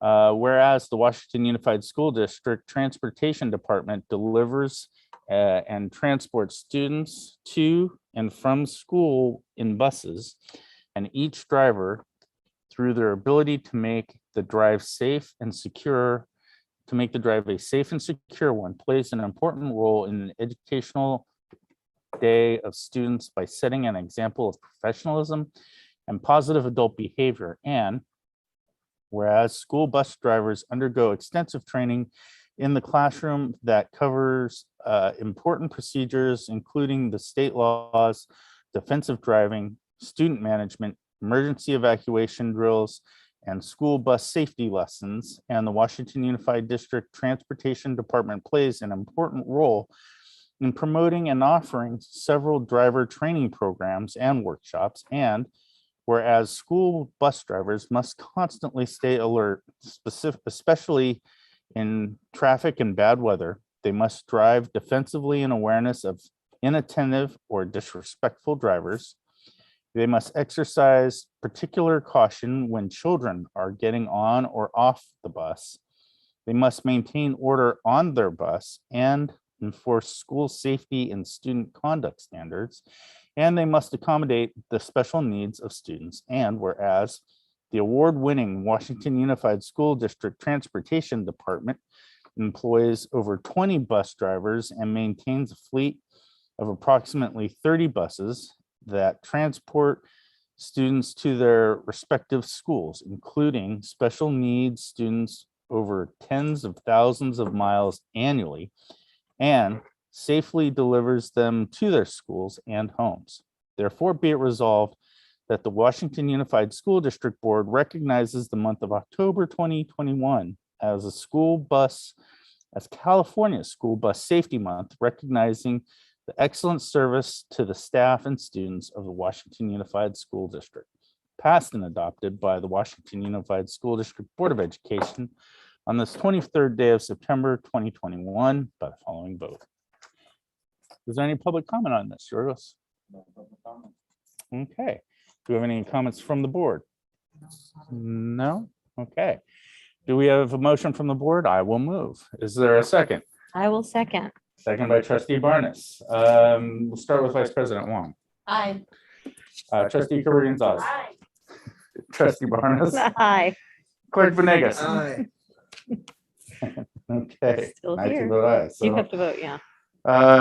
so now we're moving on to Q5, approval and recognition of resolution number 2122-13, California Week of the School Administrator. Okay, well. I need to read it from all there. Oh, So resolution number 2122-13, California Week of the School Administrator. Whereas school administrators are dedicated, passionate, lifelong learners who believe in the value of quality public education. And whereas most school administrators began their careers serving students as teachers and counselors, and social workers, most of California superintendents have served in various school administration positions for more than 20 years. Such experience is beneficial in their work to effectively and efficiently lead public education and improve student achievement. And whereas public schools operate with lean management systems across the nation, public schools employ fewer managers and supervisors than most public service and private sector industries, including transportation, food service, manufacturing, utilities, construction, publishing, and public administration.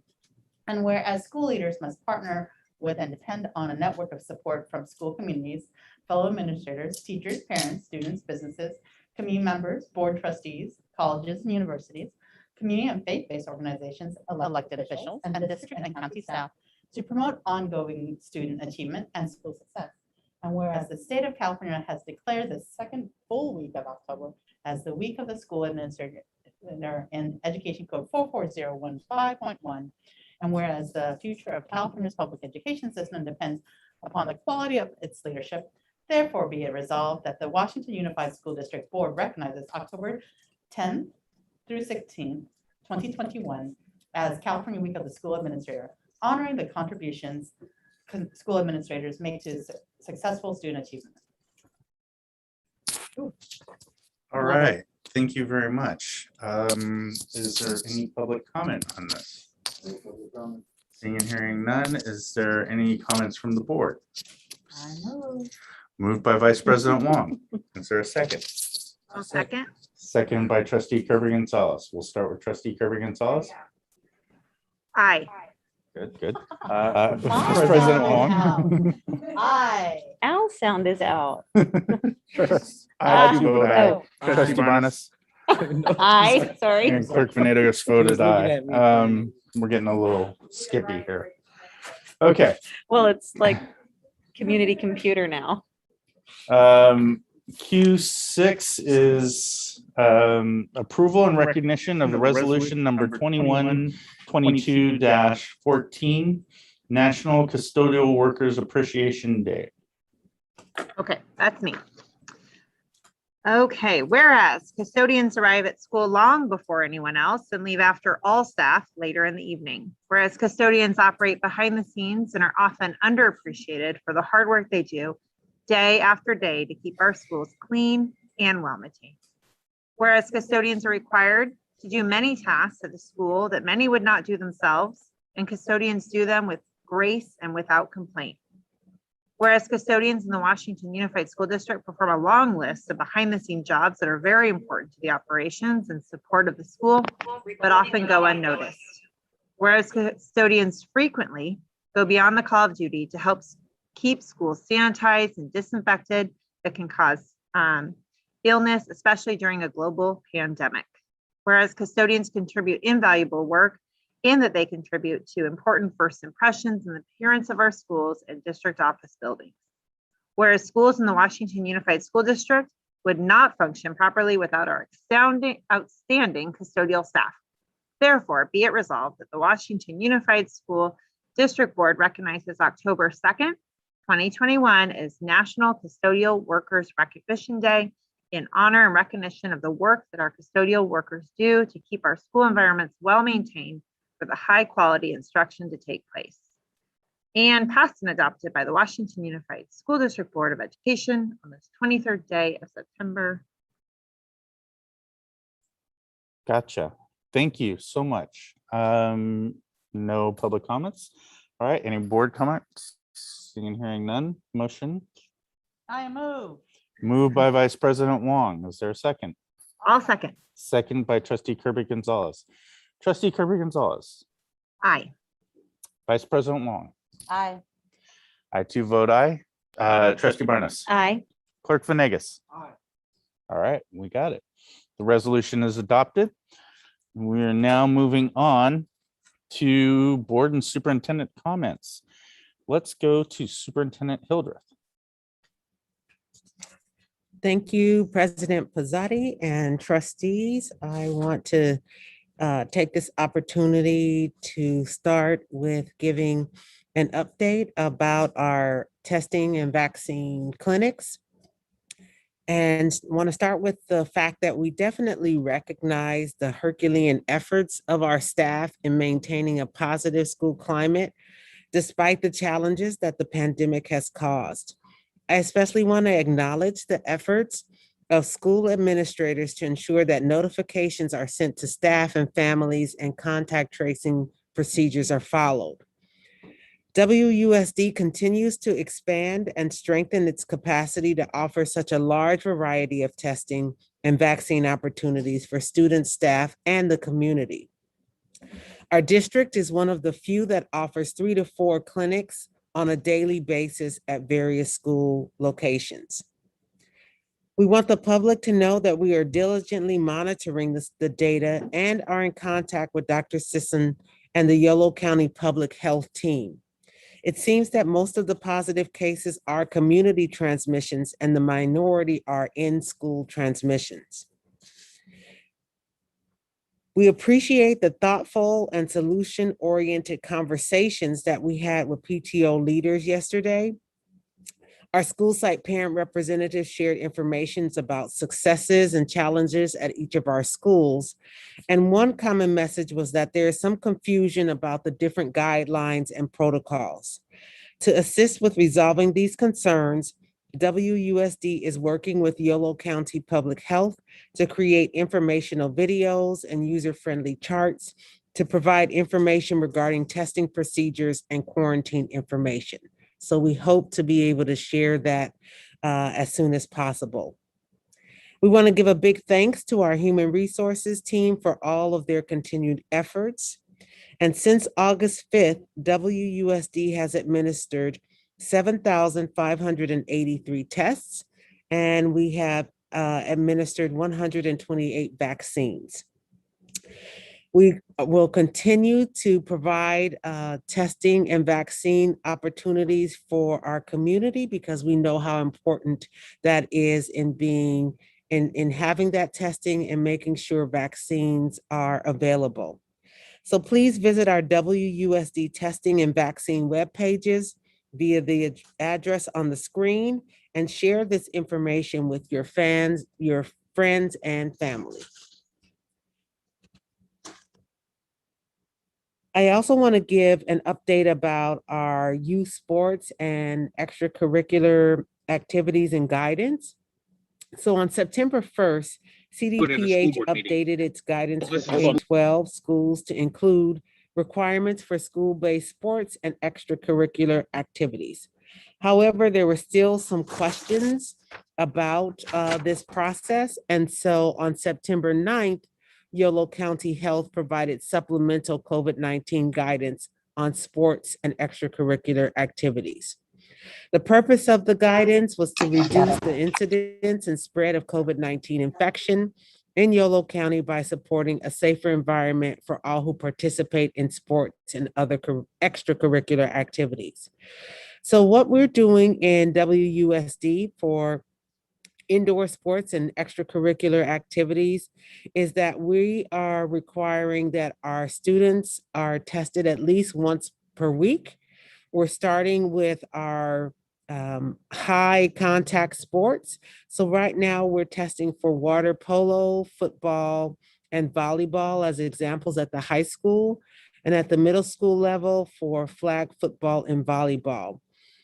Per the guidance, we will be adding all sports athletes to be tested at least once a week. And we will also be asking our students who participate in extracurricular activities to participate per the guidance, such as students who are in the band or choir or other activities.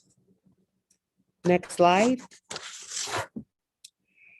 We want to give a big shout out to the Family Festival at Bright Park that happened this past weekend.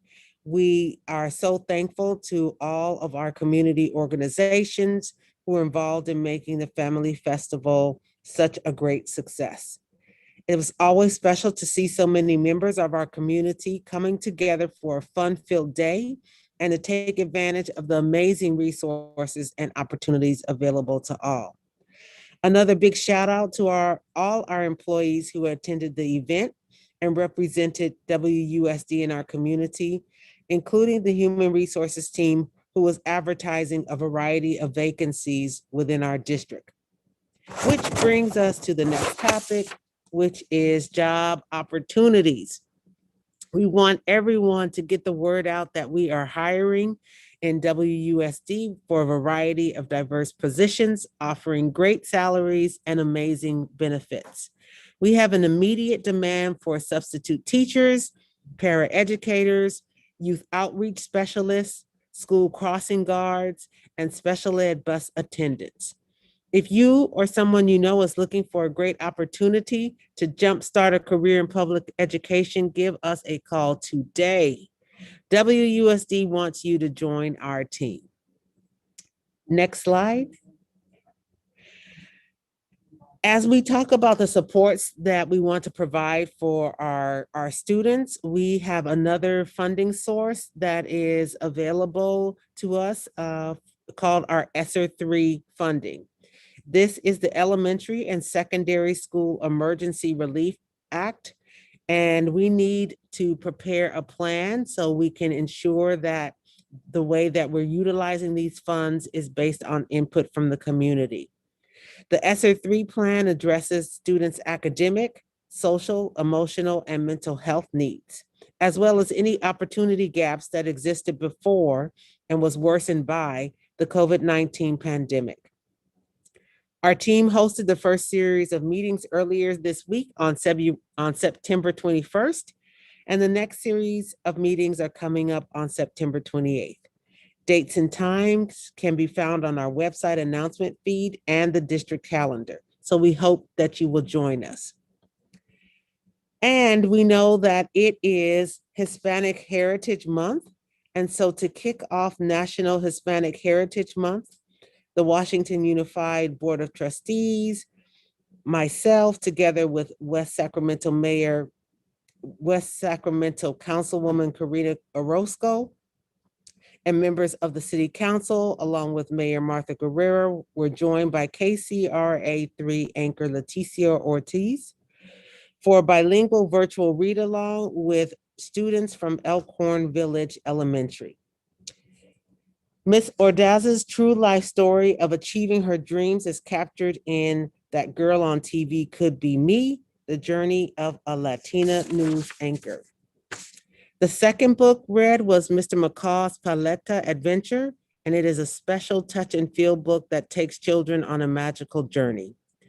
Both books are bilingual, with each page featuring English and Spanish.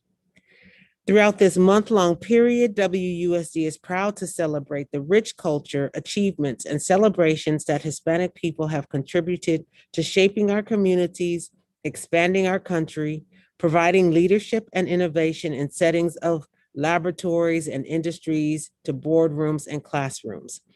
To watch a recording of the read-along, please visit the WUSD YouTube page. Next slide.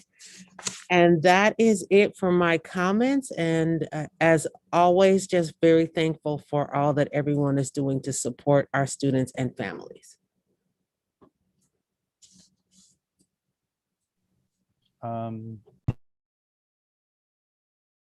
Superintendent Hildreth, didn't you want to talk over options?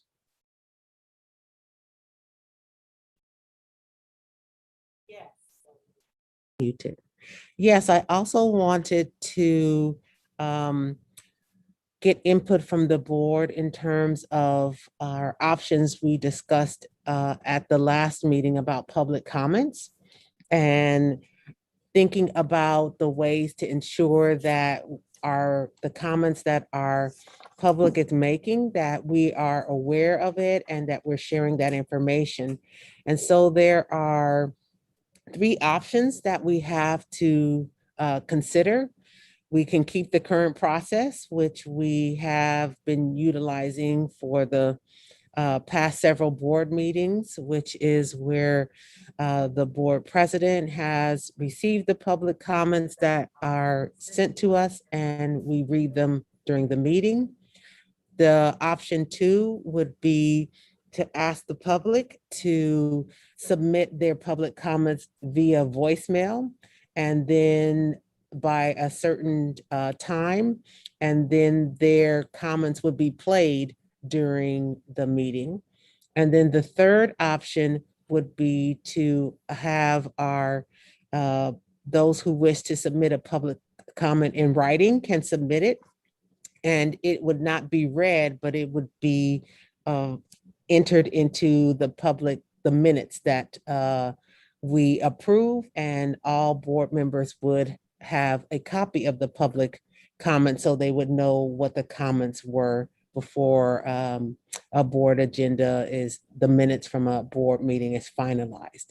So wanted to share those options. I know that some of you have reached out to share your preferences, but we could use this time to see what is the overall view of the trustees.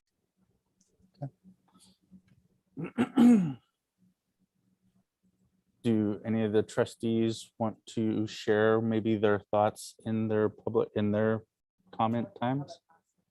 That's why I'm saying it's not a decision. That's what I'm saying. You have the opportunity to respond in your comment times. Okay, so I'll start off with Trustee Kirby Gonzalez. Okay. All right, thank you. I appreciate the update and all of the things that have been going on. And I echo the gratitude for everyone who was at the festival, and great seeing all of the partners come together. It was a really well-run event, and people as a result were vaccinated and also got vaccine information that they took home with them. And so that was a, really, and all around it was just fun too.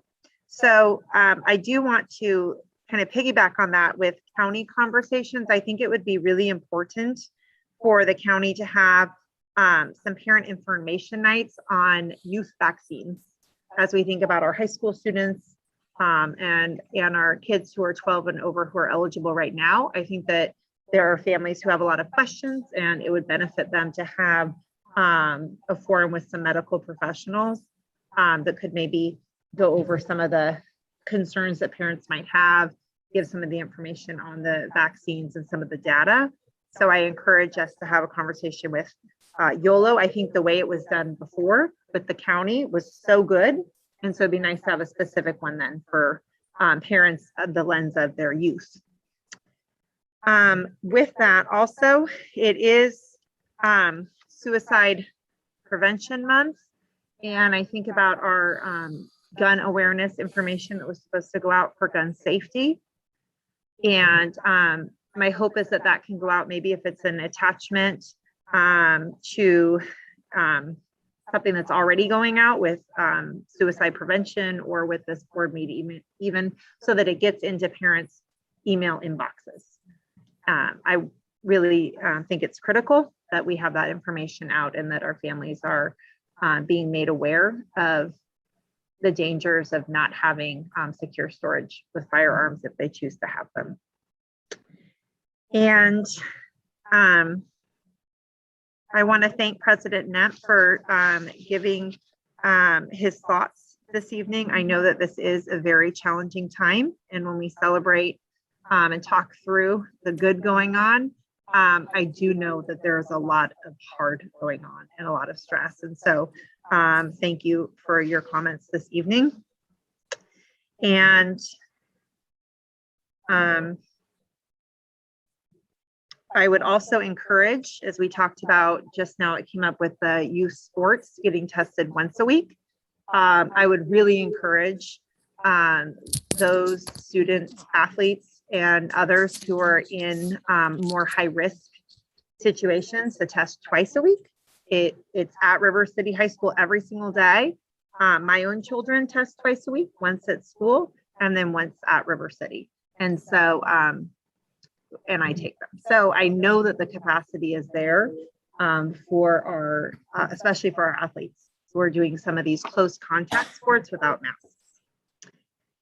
And in terms of public comment, I think, of course, to make it clear that people can always participate, well, I guess right now not live with us in a room, but they can always participate through Zoom Live, which I think is really important to make sure that we reiterate. When we are in a typical board meeting without all of these regulations we have right now that allow us to be virtual, we did not, I don't believe, ever took written feedback and read it out loud during the meeting. People came in person. I like the idea of people being able to submit their comments and them going into the public record. And I think that that's a nice move going forward as I think about what practices might we want to have in however many months when we are back to being with people able to come in person. And so I think that that would be my preference, is looking at the lens of what would be sustainable for that. I don't know if going forward, we would want to be playing phone calls in. So that's my preference. And that's it. Thank you, Trustee Kirby Gonzalez. Trustee Barnes.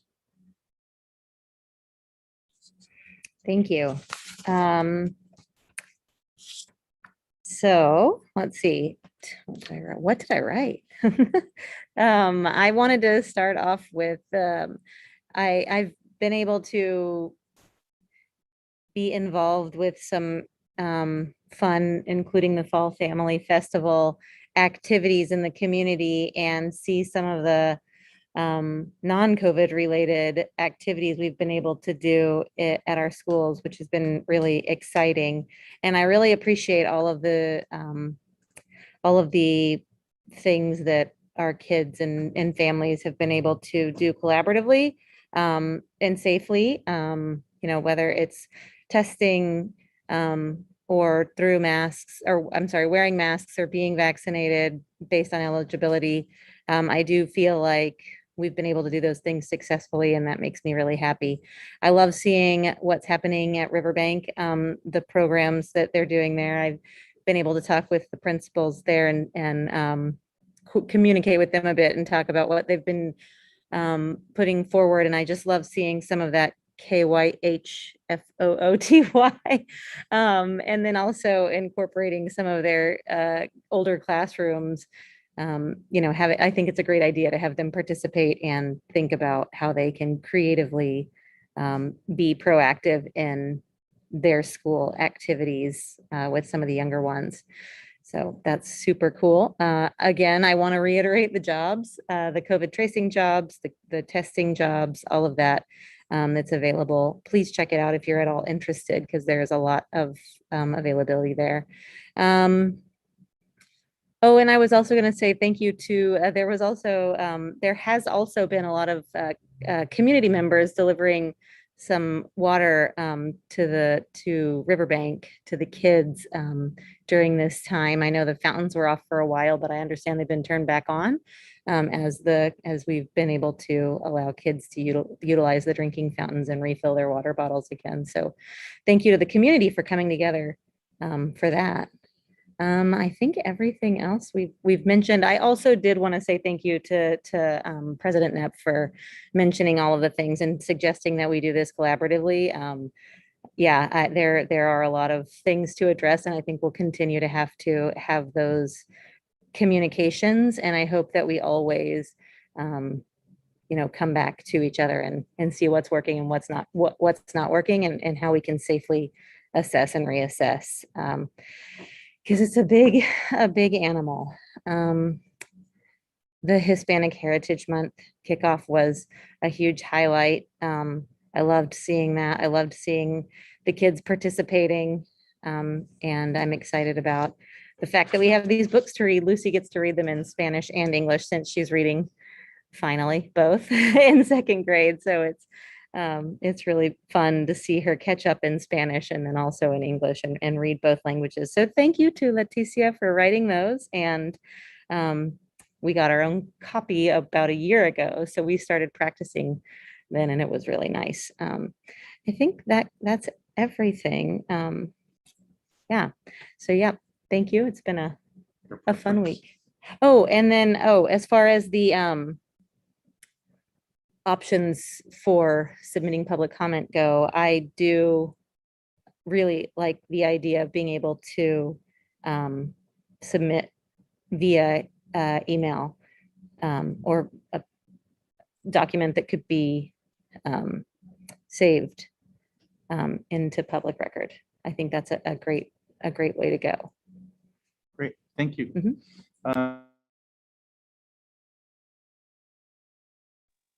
All right, can you guys hear me? Yeah. What? Okay. All right. I always start off with gracias, of course, and to our staff and for all of the work. And I think this time I want to focus on the community. I think maybe in the last 3 weeks, I've had a lot of Spanish speaking parents speaking up about their concerns, and not just Spanish, but community that, and that whether it's concerns or high praise for sharing their experience. So I just really want to double down on the idea that's why we're here as board members, is to be able to bridge that gap of communication, and it's a beautiful thing when parents can feel like they can reach out and have a conversation, have dialogue, and I also want to thank Dr. Hildreth and the team for whenever I brought a concern or a direct something that is impacting our families in the moment. It's felt that they are feeling prioritized. So that's a direct thank you from them. So feeling prioritized in a time where you may not want to ask, you may not want to, you don't know how important your voice is or how priority your matter is. I know our community is very mindful and understanding, and at times has been hesitant about reaching out, but I've noticed the increasing in praising, but also being comfortable with addressing their challenge and as a serious priority for the district. So they have expressed, many parents have expressed that they are feeling heard. So I will just encourage the rest of the families to feel like you can reach out. Spanish, I speak Spanish, hablo español. Jackie Wong speaks a little bit español, but my Spanish is better. Entiendo más, pero no puede hablar. Entiendo más. She says she does. No, I'm just kidding. I'm kidding. No, so again, it is a beautiful thing, and it's always great to feel heard and be a part of that. To President Knapp, I did want to go ahead and just piggyback on the idea of the administration burnout, and that it is real, and the responsibility of our teachers and our admin to the many lives that they are impacting. I'm going to encourage that, and every PLC, every staff meeting starts with that personal connection first. I've been to some of these staff meetings, and not Washington Unified, but in other school districts, and it can be very heavy after a long day, after a long week, to go straight into those agendas, which I know are sometimes very, very heavy. And I would just encourage our staff to take a moment to breathe and look at one another, and know that we're looking to be the best team possible to serve our community. So I like that he mentioned that. And then that's pretty much it for me. I know I have a suggestion on the options. Email form is something that I would agree with. Yeah, that's it for me. Great, thank you, Clerk Venegas. And Vice President Wong. Es que te mil gracias. Entiendo que más hablar. Sí, if you're watching the Hispanic Heritage Lunch, perhaps I read a little bit.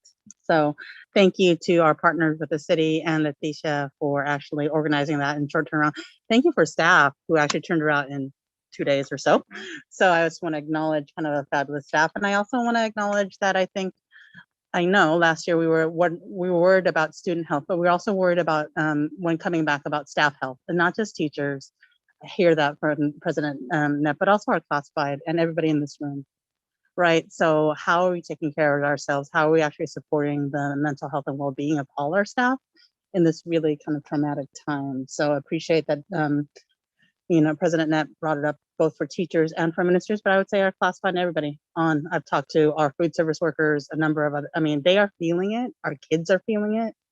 How do we change that dialogue? I know that Clerk Venegas and I were just kind of like, how do you change that energy and that mood, right? Because it's everybody on campus, and you feel it, it's palatable, right? So would love to kind of work together and think together on that. The family festival was lovely. We got acknowledged with a $1.7 million check from Senator Pan, as well as Assemblymember McCarty for the $1.7 million Bright the Bright Park plan. And so I think a lot of people don't realize that we actually own that land. They think it's a city park, but we actually do through community agreements. So it was actually really, really nice to be actually acknowledged as part of those funds. So we're excited about what that might look like, because I think we actually do have to approve some of those plans because it is our land. So in the 2x2. So looking forward to what might come of that. And what funds that might be kind of available for. Again, we know that the Westmore Oaks kind of site next door has been on our tick list as well. So if they were able to cover Bright, wondering whether or not what might be available for the city to update Westmore Oaks.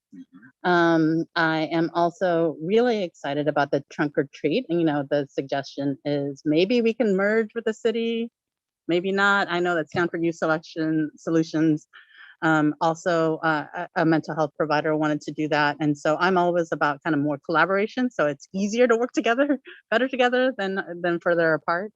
And just thank you. Cảm ơn is Vietnamese, for those of you who speak Vietnamese. Clerk Venegas, do you speak Vietnamese? Do you pretend? Yes.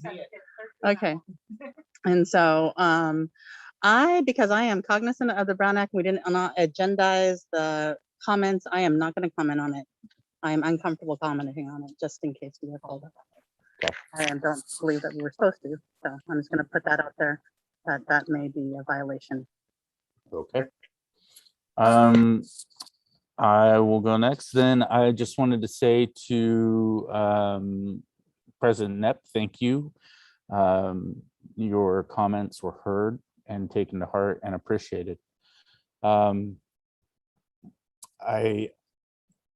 I do agree on a certain point for sure, is that everybody is suffering burnout, and I have seen firsthand the site administrators suffer severe burnout. And so I would just like to make sure that all the cabinet level positions here and in the district office, please maintain your accessibility to the site administrators to help ease their burden. Make sure that whatever we can do to give them a breath, even for an hour, whatever we can do to help them do their job more efficiently. Let's make sure we're still accessible to them. And so, yeah, I just think that would be great. I also want to say to Daniel, thank you for submitting your letter to Superintendent Hildreth, and congratulations on the ratification of your MOU. I want to say first and foremost that I'm very pleased that our families are taking advantage of getting their kids tested at our school sites. That it's just an amazing amount, 7,500 tests to be administered between students and staff, and signing kids up weekly to get them tested on a regular basis. I think that's amazing, and it is helping us catch some of the positive cases that might come onto our campuses and deter it from spreading in any meaningful way in terms of school site transmission. So I want to say thank you for taking advantage of our testing, and please do that more for more people. Let's get them all signed up if we can. As soon as we can build out capacity, let's make sure we do that. And I would concur with Sarah about the contact sports or the high risk sports. If we can do that twice a week, then that'd be great. We have wrestling season coming up. We have basketball season coming up. Those are definitely high contact sports, and they're both indoors, right? It would be great if we can build out our capacity to make sure that we get those student athletes tested twice a week, because they are, they're right there. I know that is certainly a concern of mine. And one of the things that I would love to know, and maybe we can put this on the athletic director to help our coaches to find out how many of our student athletes are vaccinated. It would certainly, help us identify, maybe the vaccinated only have to test once a week, maybe as we start to move into that capacity role, right? Let's see. It was great to see both the city council and the school board participating together in Hispanic Heritage Month, and to see Lucy's mom be celebrated by the students. Hi, Lucy's mom, as they all said. And thank you to Yorgos for helping get that put together. We really do appreciate it. But it's nice. This is one of the few times that we actually get to have both council and school board participating in a celebration together. And that really kind of made my heart warm. So I was really pleased to see that happening. And I know we're putting together these ESSER 2 and ESSER 3 projects, but I was, contacted by Supervisor Villegas at the Family Festival. We had a chat, and he asked, hey, what kind of projects do we have that we can use some of this federal funding for that the county is getting? So this is probably a county 2x2 discussion. he wants to be able to earmark some of the money at the county soups meetings. So he wants us to get him some information ASAP on some of the projects that we plan to use, so we can build that up. And, I'm supporting, my preference is,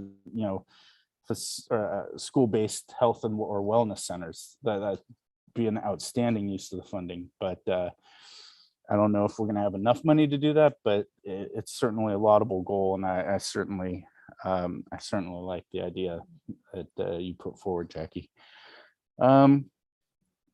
Let's see. I want to be clear, that was Dr. Hildreth's idea. That she has sorry.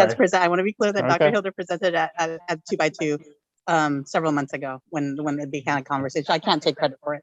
Great. So.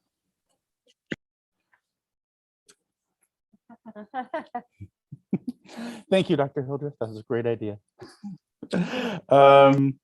Let's see. And,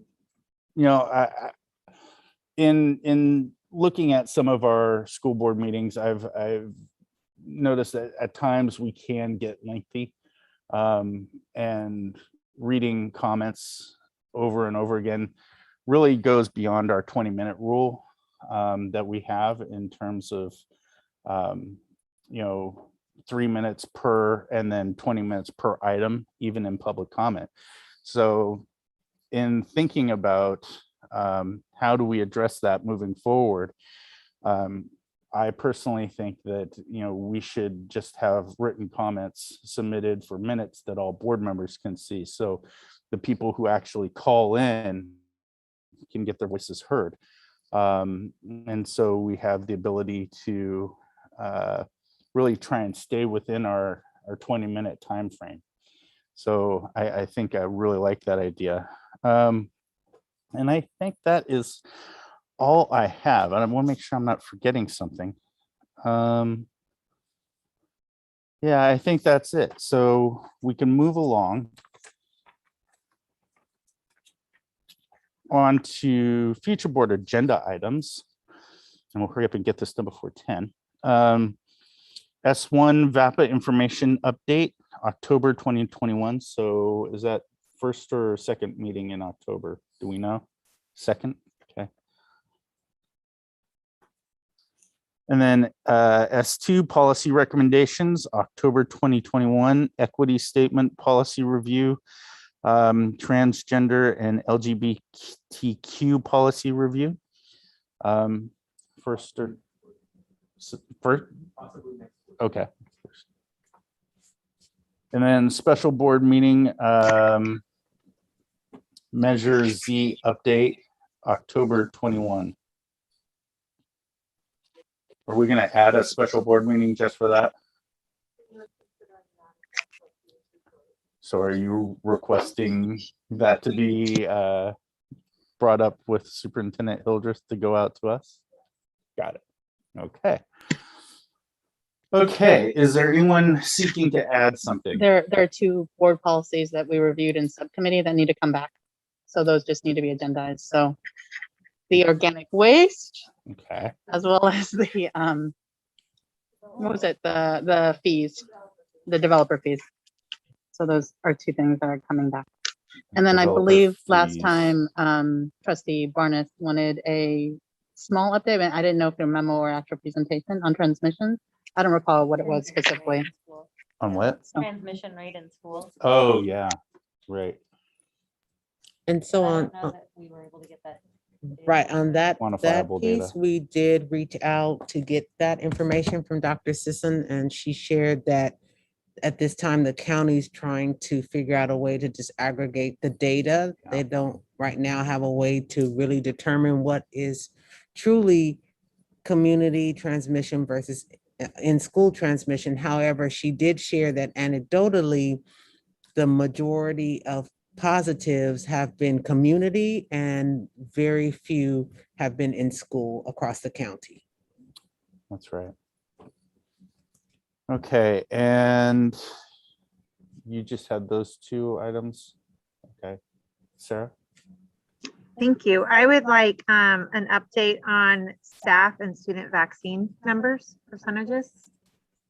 And because I assumed we were collecting all student as well as staff. So I'd like an update on that.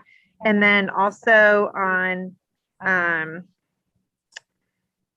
this could be a memo or it could be a board agendized item, but on physical altercations or fights that we're having on campuses.